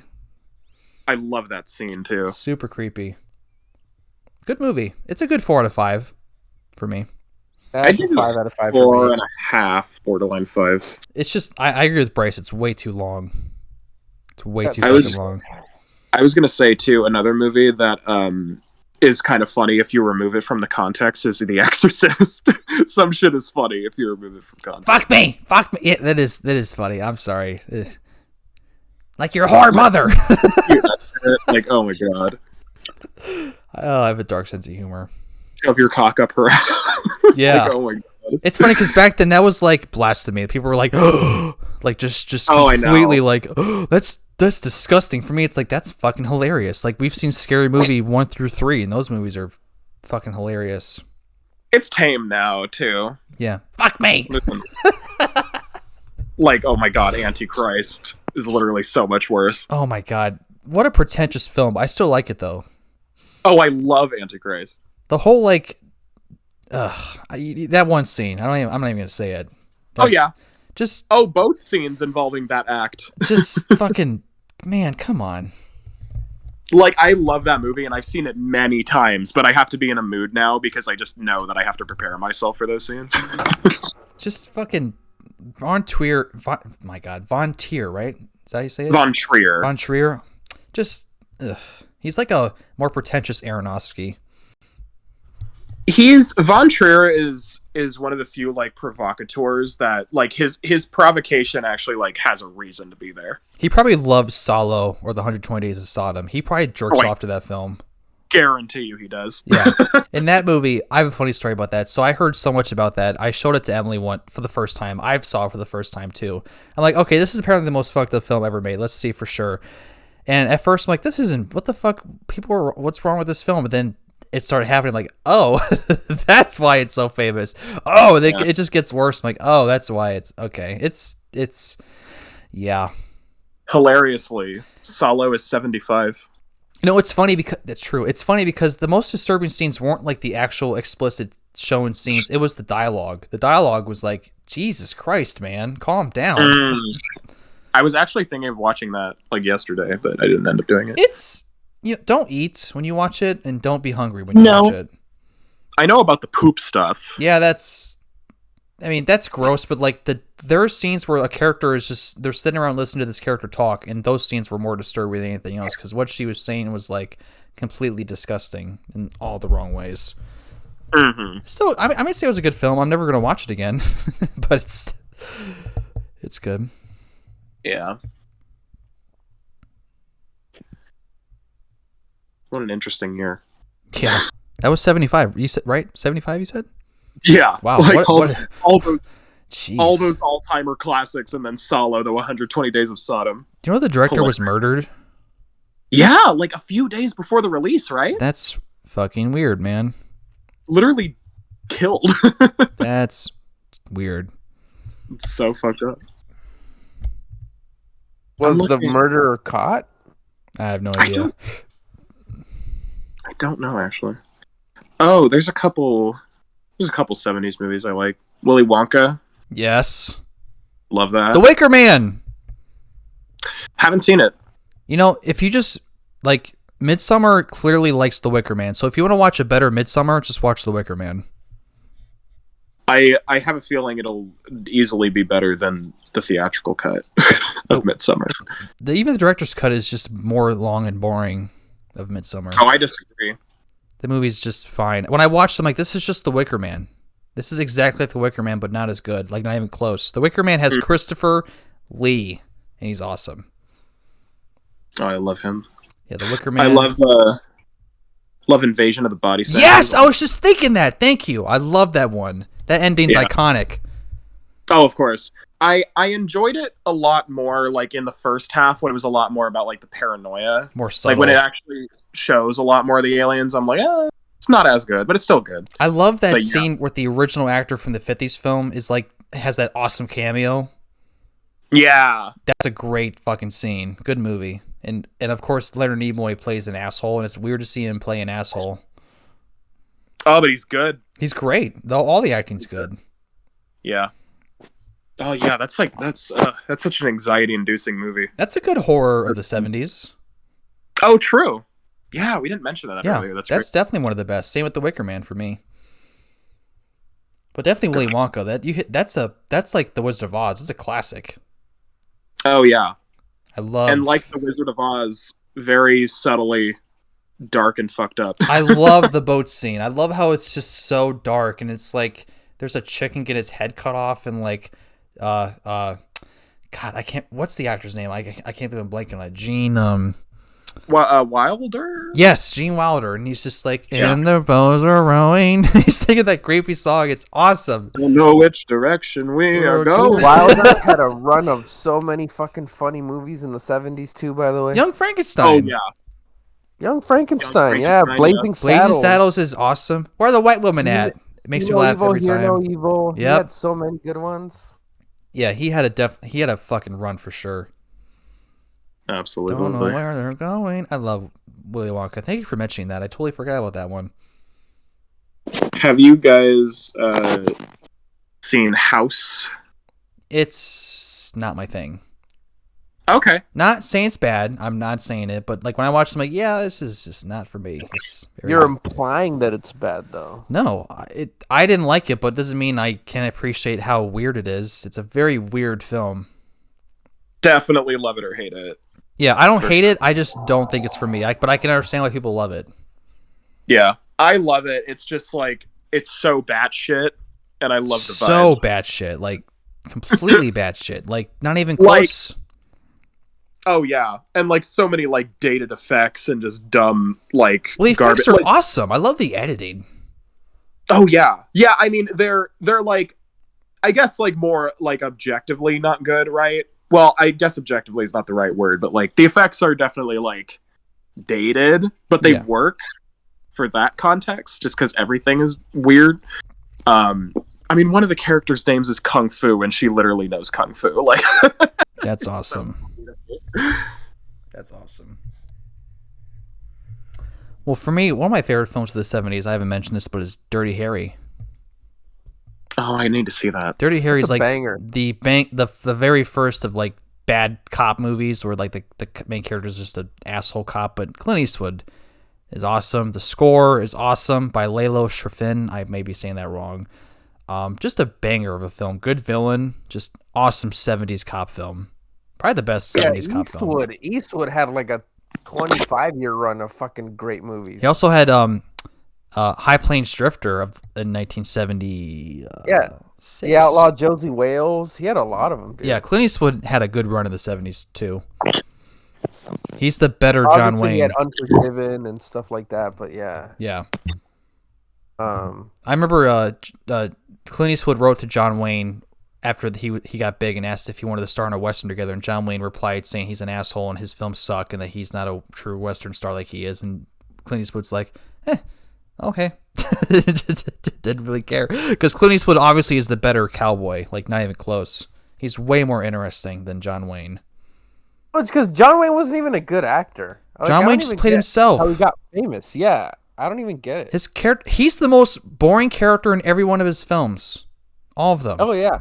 Yeah. El Dorado is good because of Robert Mitchum and James Caan. Yeah. Seriously. That's why. And then, what's the other one? True Grit. True Grit, it was the girl. I forget her name. But yeah, just, he's an awful actor, boring character. I don't know why he's famous. He should go fuck himself. And Burn in Hell with Ronald Reagan. They're being pals down there. I remember I watched The Searchers, and it's super racist, and like toward the end, it kind of tries to like criticize it, but it's like, no, you can't erase what you've done previously. Stop it. But yeah, that movie's just like boring and like kind of dumb, and yeah, John Wayne's not good in it. But what about the killer of Liberty Valley? I don't care about John Ford or his stupid westerns, okay? I love westerns, but I don't like John Wayne, and he distracts every film he's in that I watch. So I don't care. Yeah, the problem too with The Searchers is that it's actually really well shot, but there's just nothing interesting happening ever. Like, look, let's be honest. What's that? I was going to say, Clint Eastwood plays the same character in every western he's in. And I don't care, because that character is fucking awesome. Mm-hmm. Oh, I disagree. He's very different in Unforgiven, and he's very different in Josie Wales, I think. Completely disagree. He plays the same character, but they're enthralling. He does it so well. Every mainstream actor plays themselves. Look at Ryan Reynolds. He plays the same character in every film. People but like Ryan Reynolds doesn't have like a big like he's not really a great actor. That's just an example. Like these big actors play the same fucking characters in every film they're in. But we just like them so much we see them. Yeah, Mark Wahlberg plays the same racist Boston fucking character in every film he's in. But he's fire in The Departed, though. Yeah, because he actually plays himself. Yeah, he plays himself. I mean, he plays himself in The Happening, and that movie's awful. Oh, what? No, that was way too better. No, what? We need to do a pod episode of like tension. I mean, not attention, but bad movies that come around to being good because they're so bad. The Happening is definitely one of those. That movie's fucking hilarious. That movie's funny. It's hilarious. Honestly, The Happening just works for me. No one's gonna hurt you. Because most of the time it's just boring. But then like the funny scenes come around and I'm like, oh, this is great. You guys like hot dogs? I like hot dogs. Hot dogs are the way. Such a hot dogs get a bad rap. What about Showgirls, right? I've never seen Showgirls. Oh, Showgirls. I actually do genuinely love Showgirls. What's that filmmaker though? Paul Verhoeven. That dude loves fucking. In every movie I've seen of his, there is a sex scene that is like, okay, buddy, we get it. And he even said he said new films these days don't have enough fucking. I'm like, I understand that. However, this is a new day and age. You can't just have Marvel films where they fuck, even though that'd be way more interesting than what they are now. But he's obsessed with it. He forced Sharon Stone to turn her legs in Basic Instinct for that famous scene that people keep talking about, which is super fucked up. She did not want to do that, and she was pissed that he kept it in there. but Showgirls has enough sex and nudity for any 21st century movie combined. Well, okay, Bryce, tell me. I haven't seen it, but if that was labeled as A24, it came out a few years ago, would that become a classic these days? I don't know. Maybe maybe just by association with A24, but it's not really like an A24 type of movie. Mm-hmm. Like it doesn't like. I don't know. I feel like A24 is a very particular tone, and Showgirls is not that. Interesting. I gotta watch that though. But yeah, Paul Showgirls Verhoeven is like New Line Cinema. Yeah, but Paul Verhoeven loves like fucking and also just being batshit and violence. Because I've seen 2 of his movies now. I've seen Showgirls and RoboCop. I love both, by the way. RoboCop is just okay. I don't understand why it's so famous. Stop it. That's a I love RoboCop. And it has my boy Dan O'Hurley in it, but it's just fine. It's like a dumb 80s film, like the other dumb 80s films. Yes, that movie is not dumb. It's dumb as fuck. It's about a guy as a robot who's a cop. Oh, it's very intentionally silly, I think. It's fine. I like what's-his-face, though, the villain from that 70s show. Kurtwood Smith. Yeah, he's great. He's awesome. He's awesome. Literally like... He's one of the most awful, like, genuinely evil movie villains, too. Like, at one point, like, Murphy just, like, starts going through his criminal record, and he's literally done every bad thing in existence. No, he was a great character. I love the villain. But I'm just like, this is a dumb 80s film, and I don't like dumb 80s films. That movie is brutal, too, by the way. Oh, my God. Which makes it interesting. I love how he just stabs him with a fucking, like, knife thing out of his hand. Like, holy shit, this is a kid's movie? There's no way! How do kids like this? Well, I would not call it a kids movie, but we should definitely have a discussion on 80s films because the people are obsessed with the 80s culture. Like, you know, Stranger Things came out and just kind of revived that. We need to talk about 80s action movies. I don't like 80s action films. So that'd be a good discussion. I don't like them at all. You don't like Predator? Nope. Oh, you're so wrong. I respect it. I respect Die Hard, but they're not my thing.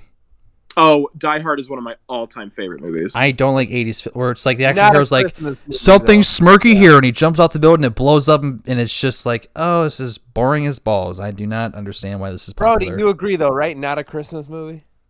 I don't fucking... What? No, it's not. I don't care enough to even care. So, no, it's not. No, but you need to tell me what... A Christmas film has the atmosphere of a Christmas film. Die Hard does not. Exactly. So, not a Christmas Precisely, yeah. Yeah, it's not. Just because it takes place on Christmas doesn't mean fucking what takes place on Halloween. I just watched the film. Hold on. The new Batman film takes place on Halloween. Is that a Halloween film? No. Exactly. No, it isn't. Yeah. But I will say, and I get shit for this one. I say that It's a Wonderful Life is not a Christmas movie either. It is. It's not. It is. One scene, the final scene takes place on Christmas. That's it. No, not the final scene. The entire third act, my guy. We're talking about also, like 15 to 20 minutes. The rest of the movie is not about Christmas, though. Okay, how about this, David? It's a winter film. How about that? Sure. It's even though it takes place over like 10 years or whatever. But the thing is that the theme is very tied to like kind of just the spirit of Christmas in general. It's a way more Christmassy movie than Die Hard, for sure. Yeah, for sure. I still wouldn't consider it a Christmas movie, though. I don't know. I watch it every year on Christmas. A holiday movie. Like, you could say it's a holiday type movie, you know, but Christmas, eh. Okay, well, so 80s action. There's Raiders and Temple of Doom. Raiders and Temple of Doom rock. Yeah. Yes. Top tier. Last Crusade.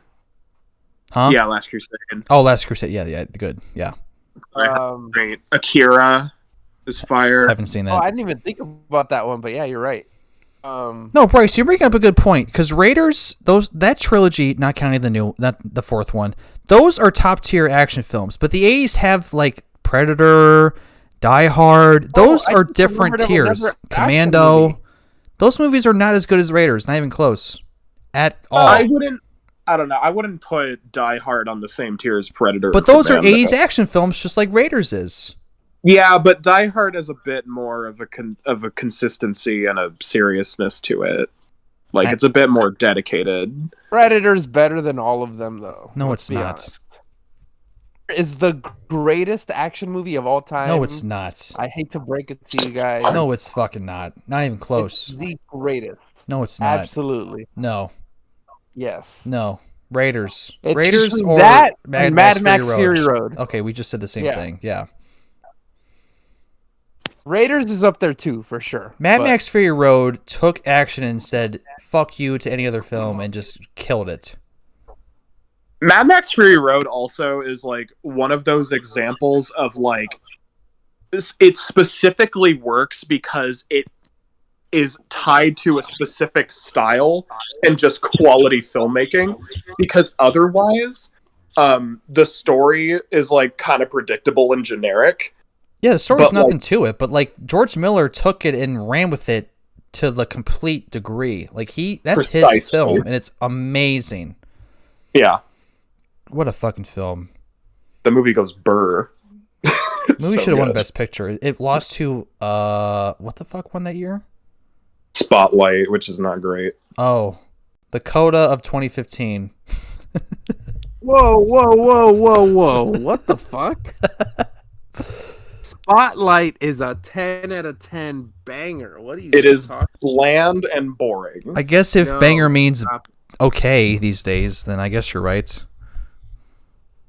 Listen, Spotlight is better than half of PTA's filmography. This guy that thinks is absolutely wrong, and you know. David says things and just thinks they're right. It's better than Hard Date. It's better than Inherent Vice. No. It's better than what shitty movies do. No. I like the story of Spotlight, but Best Picture? Really?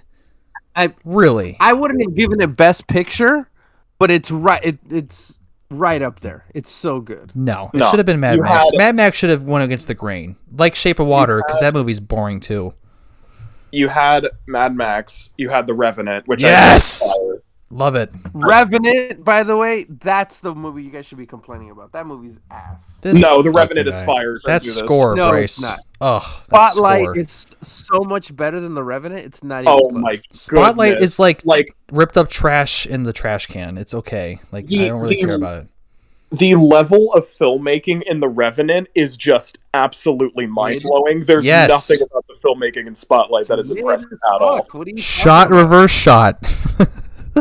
Yeah. There's nothing special about the composition or the lighting or... I appreciate the story. It deserved the script win, which is awesome, but Best Picture? Good, yeah. Best Picture? Really? Also, the performances are good. Yeah, it's a good movie, but it's like Coda. It's like, really? Over The Power of the Dog? Over The Revenant? It's top 5 of that year. No, it's like top 30 of that year.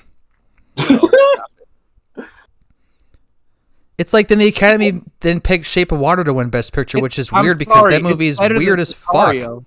It's better than Sicario. That also came out that year. No, it's not. Sicario should have had a Best Picture nomination. No, I mean, Spotlight is not as good as like The Lobster or Inside Out or Son of Saul. Absolutely better than The Lobster. Inside Out sucks. I'm sorry. I don't like that one. Oh, stop it. I don't like that one. It is mid Pixar at best. No. It's I don't get it. It's the worst protagonist from Pixar. That character is awful. Oh, what is it? The fairy thing? On? The fairy thing? What's her name? It's Amy Poehler, right? Yeah. Yeah, I don't like her character. She's fucking annoying as balls. Oh my goodness. She's awful. Awful. That's an awful Pixar film. I'm sorry. Anomalisa came out that year too. That's the best movie of that year. I need to see that because I like Kaufman. Yeah, it's one of my favorite animated movies. I like him. It's too deep probably for the Academy because they don't pick deep things. They pick you know what? This is safe. Now that is a boring ass movie. No. That is a boring ass movie. No. What do you guys think of Shape of Water? Because I think that's the weirdest Best Picture pick I've ever seen. Because it's fine. It's a weird movie. Best Picture pick, and it wouldn't have been my pick, but I do love that movie. It should have been Get Out or Phantom Thread. No. It should have been. It should have been Phantom Thread or Three Billboards. Three Billboards. Phantom Thread, yes, but I don't know why Get Out. Get Out should have won. Get Out's awesome. That was way better. Not Best Picture good though. Yes, it is. Look how big it is culturally. Like, who talks about the fish fucking movie these days? Good people like myself. Who? Nobody. Get Out is like, I'm so happy it won Best Screenplay because that Get Out is awesome. By the way, can I just say I am so depressed people don't talk about 3 Billboards anymore. I love that movie. That's a great movie. And by the way, so is 7 Psychopaths. I don't know if you've seen that. What is his name who won? I can't believe I'm blanking his name right now. Sam Rockwell was awesome in 3 Billboards. Oh, he's so good. Yeah. So awesome. Wasn't Call Me By Your Name up for Best Picture too? That's a better movie than Shape of Water. Oh, you mean the pedophile with the cannibal? Can we? Yeah, exactly. Can we not do this? I'm kind of kidding, kind of not, because it is a good film. It's gorgeous, but like I can't get over like again that's a film where it's like, hey, I'm 26 and you're like 15, and they're like banging. But that is a movie though that is so much more critical of the age gap than Licorice Pizza is. No, Licorice Pizza announces that this is weird, and they don't even kiss till the very end. Licorice Pizza is better than Call Me By Your Name. I would agree with David. I don't even like Licorice Pizza, so I would agree with David.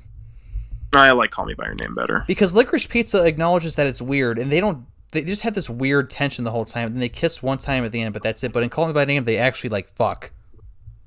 And he fucks a peach. It's kind of weird. I don't know. But by the end of Call Me By Your Name, it's not endorsing it at all. Whereas in Licorice Pizza, you could make the argument that they kind of do. Okay. I do like that ending in Call Me By Your Name, though. That ending's great. Oh, yeah. If anything, Dunkirk should have won in 2017. Oh, yeah. You know, I agree.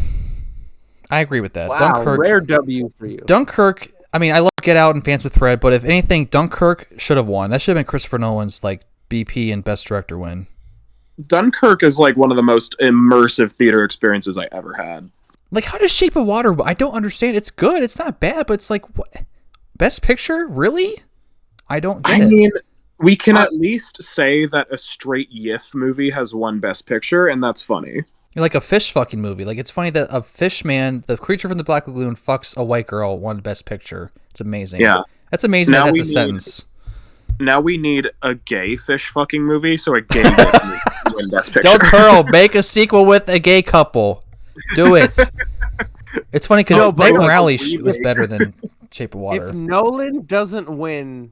like Best Director or Best Picture for Oppenheimer, then he'll either never get it or they're going to give it to him when he's 80. Listen, you know what I mean? No one's going to be with PTA, Wes Anderson, Richard Linklater, all these good filmmakers that don't win Oscars until they get the honorary award.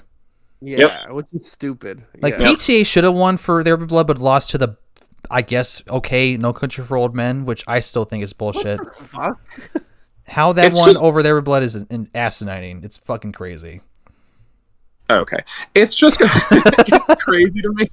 It's crazy to me the amount of great 2017 movies that just straight up weren't even nominated, like Killing of a Sacred Deer or Good Time.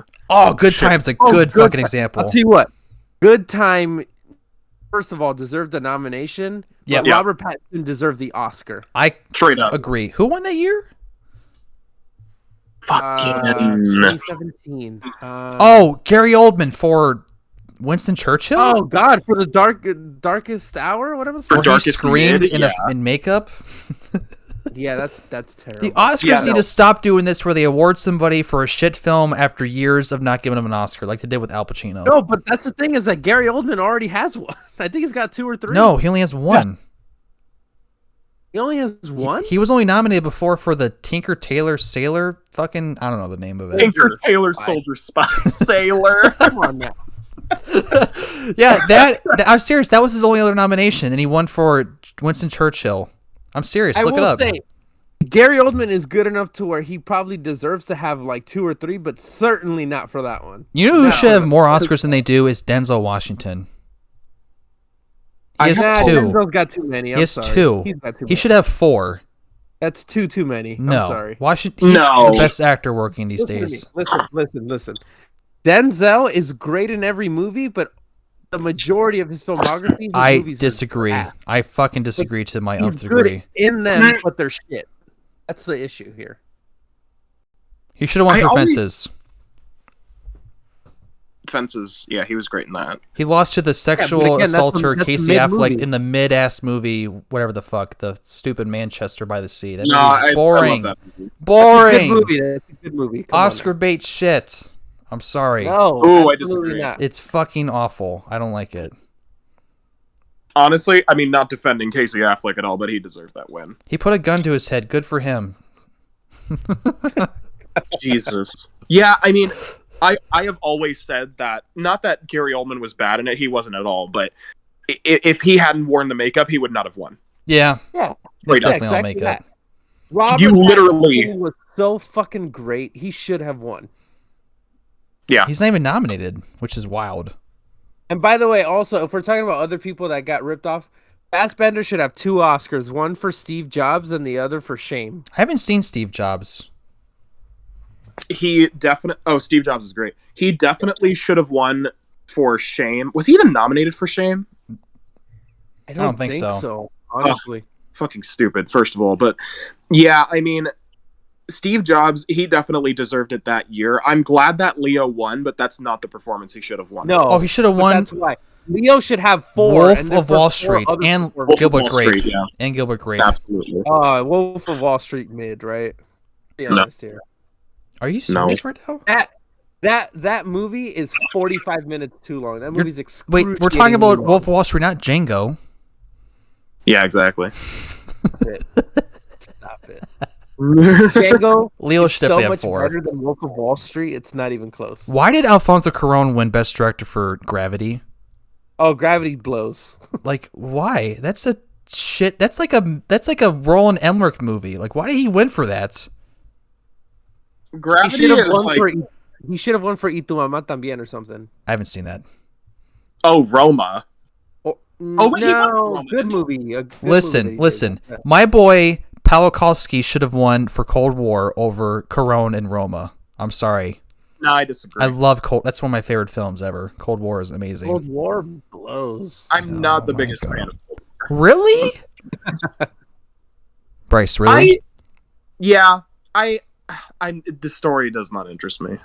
Listen, my fiance is Polish. Her family is from Poland, so I guess that resonates with me more because when we watched it together, we had this like true experience, and Cold War is like the most beautiful film I've ever seen. Did her family love it? Her family loved it. Oh, I totally get that. Absolutely. That's a beautiful piece of cinema. And I understand if someone can watch and say, it was okay. But for me, I would just like, I could watch it anytime. It's beautiful. Beautiful film. But as long as we agree that Roma blows, right? No, Roma's okay. I mean, it's a good 3 out of 5 for me. I love Roma. Yeah, 3 out of 5 is good. That's a good score. 4.5. But he should have won for Gravity. Seriously, why did Gravity win so much Oscars? It's a stupid fucking space film. Gravity, Prisoner of Azkaban. Gravity, like, especially, it's so weird. Gravity, especially compared to like Roma or Y Tu Mamá También, is so pee-pee poo-poo. Like, it's just the most random, like, fucking weird series of events ever. Like, what is this? I loved how you said that. Barks like a dog. Hello. Terrible. She was nominated too. Have you guys noticed watching it that everything else is like pretty accurate in terms of the science of it, but for whatever reason, Sandra Bullock's hair always stays perfectly in place. Awful. Like her bangs never float the way they should. I don't understand when someone said that's a 10 out of 10. I don't know what you're watching, but I'm watching just CGI bullshit. Also, that's like a 3 out of 10. Yeah, I would say 2 out of 10 for me. I'd say like 6 out of 10. I mean, there's some like great things about it, but yeah, the fucking symbolism too is so obvious. The shot of her like getting in like a fetal position. Stop it. So obvious. I mean, I guess the worst, like, what's worse to you guys, Green Book or like Crash? I haven't seen Crash. Don't watch it. I don't know. Just don't. You ever Green Book is not good. Wait, Bryce, you ever had like a Thanksgiving when you had your racist uncle try to explain, like, you know, I saved a black person's life story one time or something like that, if that makes any sense? That's what Crash is like. It's just white people saving minorities the whole movie. I have seen a clip from it, and it was kind of the funniest thing I've ever seen. It's garbage. And it's like, I think Michael Pena's in it, right? Yeah. Or Pena. Sorry. Yeah, Michael Pena's in it. And there's like a scene where I don't know what happens. He shoots someone or he gets shot and he fucking screams and the camera zooms in on his face and it's the best thing of all time. Well, it's so funny. Matt Dillon, who I love, plays this absolute racist piece of shit. and he's a racist the whole film. And there's a scene where he has to save a black woman, and it comes off as like heroic, but it's like disgusting. It's like, is this supposed to be a character arc? Like he's doing his job? Like what?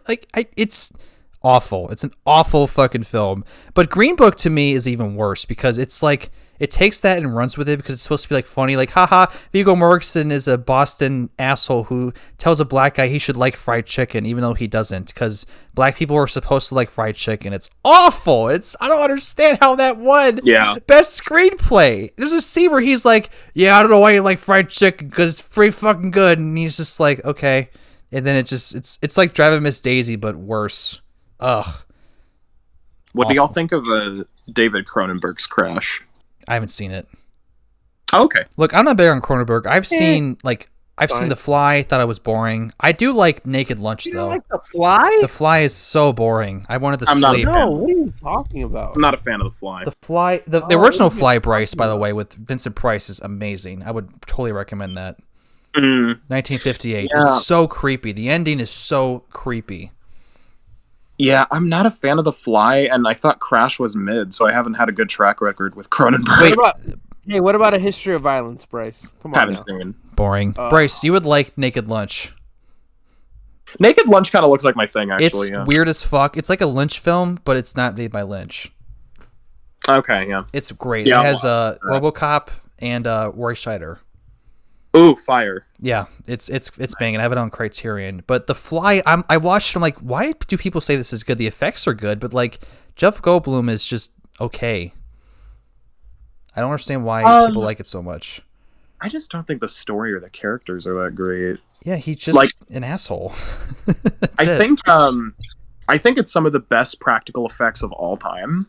Yeah, the effects are good. Cronenberg never fails on the effects, but just like it's all style, no substance for me. Yeah, it just doesn't work. Not for me. Of course he's a Canadian. Of course he's a Canadian. I don't even know what that means, but... Right. Well, we hit the 2.5 hour mark. Do you guys want to talk about anything else, or do you want to... What? I think I'm good. David, any more terrible takes you want to talk about? Oh, I only have good takes. I mean, I said terrible, not good. I only have good takes. So. I said terrible. All right. I guess the only other thing was that I heard. I guess the only other thing was I heard a Drive slander earlier, and I'm not here for that. Oh, Drive sucks. That movie's blows. Drive is fantastic. We got to have Bryce come back for a Drive discussion because I like Drive. I don't think it's a 10 out of 10, but I do like it a lot. Okay. I guess that would be a good discussion then, because we're all like because you're like right in the middle. I'm on the end of being correct where it's shit, and then Bryce really likes it. So. Oh my god! I'd give it a 9 out of 10. Oh, that's what? A 9 out of 10? Yeah. What? Yeah. I give it an 8 out of 10. Oh, so I'm the highest one. Okay. Well, yeah, you actually like it more than me. That's crazy. Oh my god. Yeah, it's not perfect, but it's my kind of shit. You know, it's a 5 out of 10. Maybe 4. It's obviously Les Samurai, but with Refred. Yeah, you gotta bring me back for like Drive or like La La Land. That would be so funny. Oh my god, not La La Land. I like it, but it's fucking ugh. Emma Stone. Because I adore La La Land, and you guys seem to not enjoy it that much. Her eyebrows get the best performance in that film. I will say she did not deserve Best Actress. No, like she played herself. Yeah. She played her fucking self, and I'm happy that it lost to Moonlight. Thank God. Let's say. Yeah, Moonlight's better. There's one thing I do want to mention about 70s is we didn't talk about Black Christmas, which is probably my favorite horror movie of that decade. I adore Black Christmas. So fucking creepy, that movie. Well, I'm glad we didn't talk about it because I think it's mid at best. Oh, what? Yeah, it's kind of boring, actually. It's not at all boring. The best parts are the phone calls, but there's like only 3 scenes of that, and I'm like, the rest of it is like, it's okay. What are you talking about? Yeah. It's so Bryce, do you want to take over as my co-host here? I already made that joke earlier. You can't take that from me. I will take whatever I want. Black Christmas, I think like the reason I love it so much is that it's a lot like The Thing, where when you start like actually peeling back like what's happening on a story level, like the shit that doesn't make sense, it just ends up being more creepy and ambiguous, and I love that about it. Like, I have no fucking idea what happens in Black Christmas. It's so weird. This is about some weird fucker in the attic who's calling them and just calling them cunts the whole film. Oh, there's a lot more than that. Also, it's honestly, it might be the scariest movie I've ever seen. I've never had a reaction like I had. That's cool. Movie. That's cool. Yeah, it's really creepy. Yeah.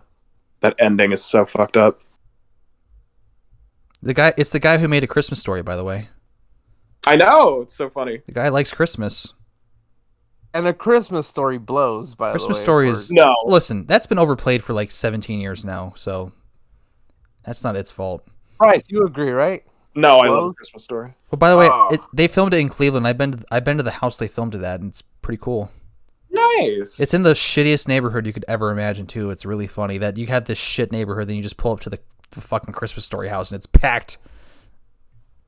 Oh, that's really? Funny. So there's always tourists there? Yeah, there's a shop like across the street where you can buy all these merchandise. Wow. That's funny. Bob Clark made like the most fucked up Christmas movie and the like most popular Christmas movie. Yeah. I love how the dad cusses and he doesn't even cuss. He just says like the shit Joe Pesci says in Home Alone. Yeah. Yeah, friggin' fun. He's like the old man had words like no. It's just like he's not even saying anything. It's so funny. I didn't say the word the F dash dash. I love The Christmas Story. I don't know what you're talking about, David. It's overplayed, but it's awesome. Yeah, it's whatever. But you can only watch it like on Christmas, like any time out. Like who watches it in July? You know, weirdos. Well, that's the issue with holiday movies in general. No, not like Halloween films though. Horror films you can watch all year long. Christmas films, who watches that shit besides in December? What kind of freak does that? There's a difference between Halloween movies and just horror movies, though. You know what I mean? No, yeah, like there's a few horror movies that give me more of a Halloween vibe that I would choose to watch near Halloween. But like I wouldn't watch Scream like any time of the year. That's more Halloween to me, honestly. Yeah. I watch horror films all year long, but I know what you mean. Depends on the mood. Oh yeah, same. Like I could watch The Thing anytime. But no one watches Jim Carrey's The Grinch in August or like, February. Who the fuck? No. That's weird. Fire ass movie, by the way. I saw that in theaters, by the way. Oh hell yeah! I was 5 and it was incredible. I was 1 year old when that came out. That's crazy. David's obviously older than me, so he definitely saw it in theaters. Brodey, aren't you like 43 or something?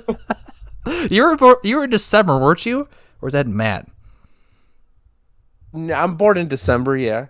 Oh, 95? Possibly. We're the same age, you cocksucker. Well, I guess I'm a month older. Oh yeah, I was gonna ask. Who's older about the hair? My birthday's 11/11. Oh, lit. Yeah, no, I'm being serious. Birthday. What do you mean 1911? Yes, I was the same age as the God damn it, I can't think of the joke. Never mind, ignore it. You were born on 11/11/11. That'd be fucking crazy. Yeah. Can't get rid of that shit for the rest of your life. Well, I think we said all we needed to say for this long episode. I think so. Well, anything else you guys want to say before we head off?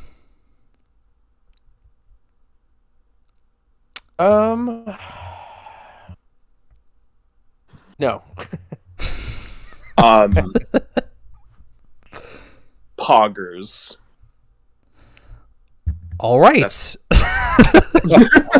Well, this is the film podcast that nobody listens to. Later, everybody.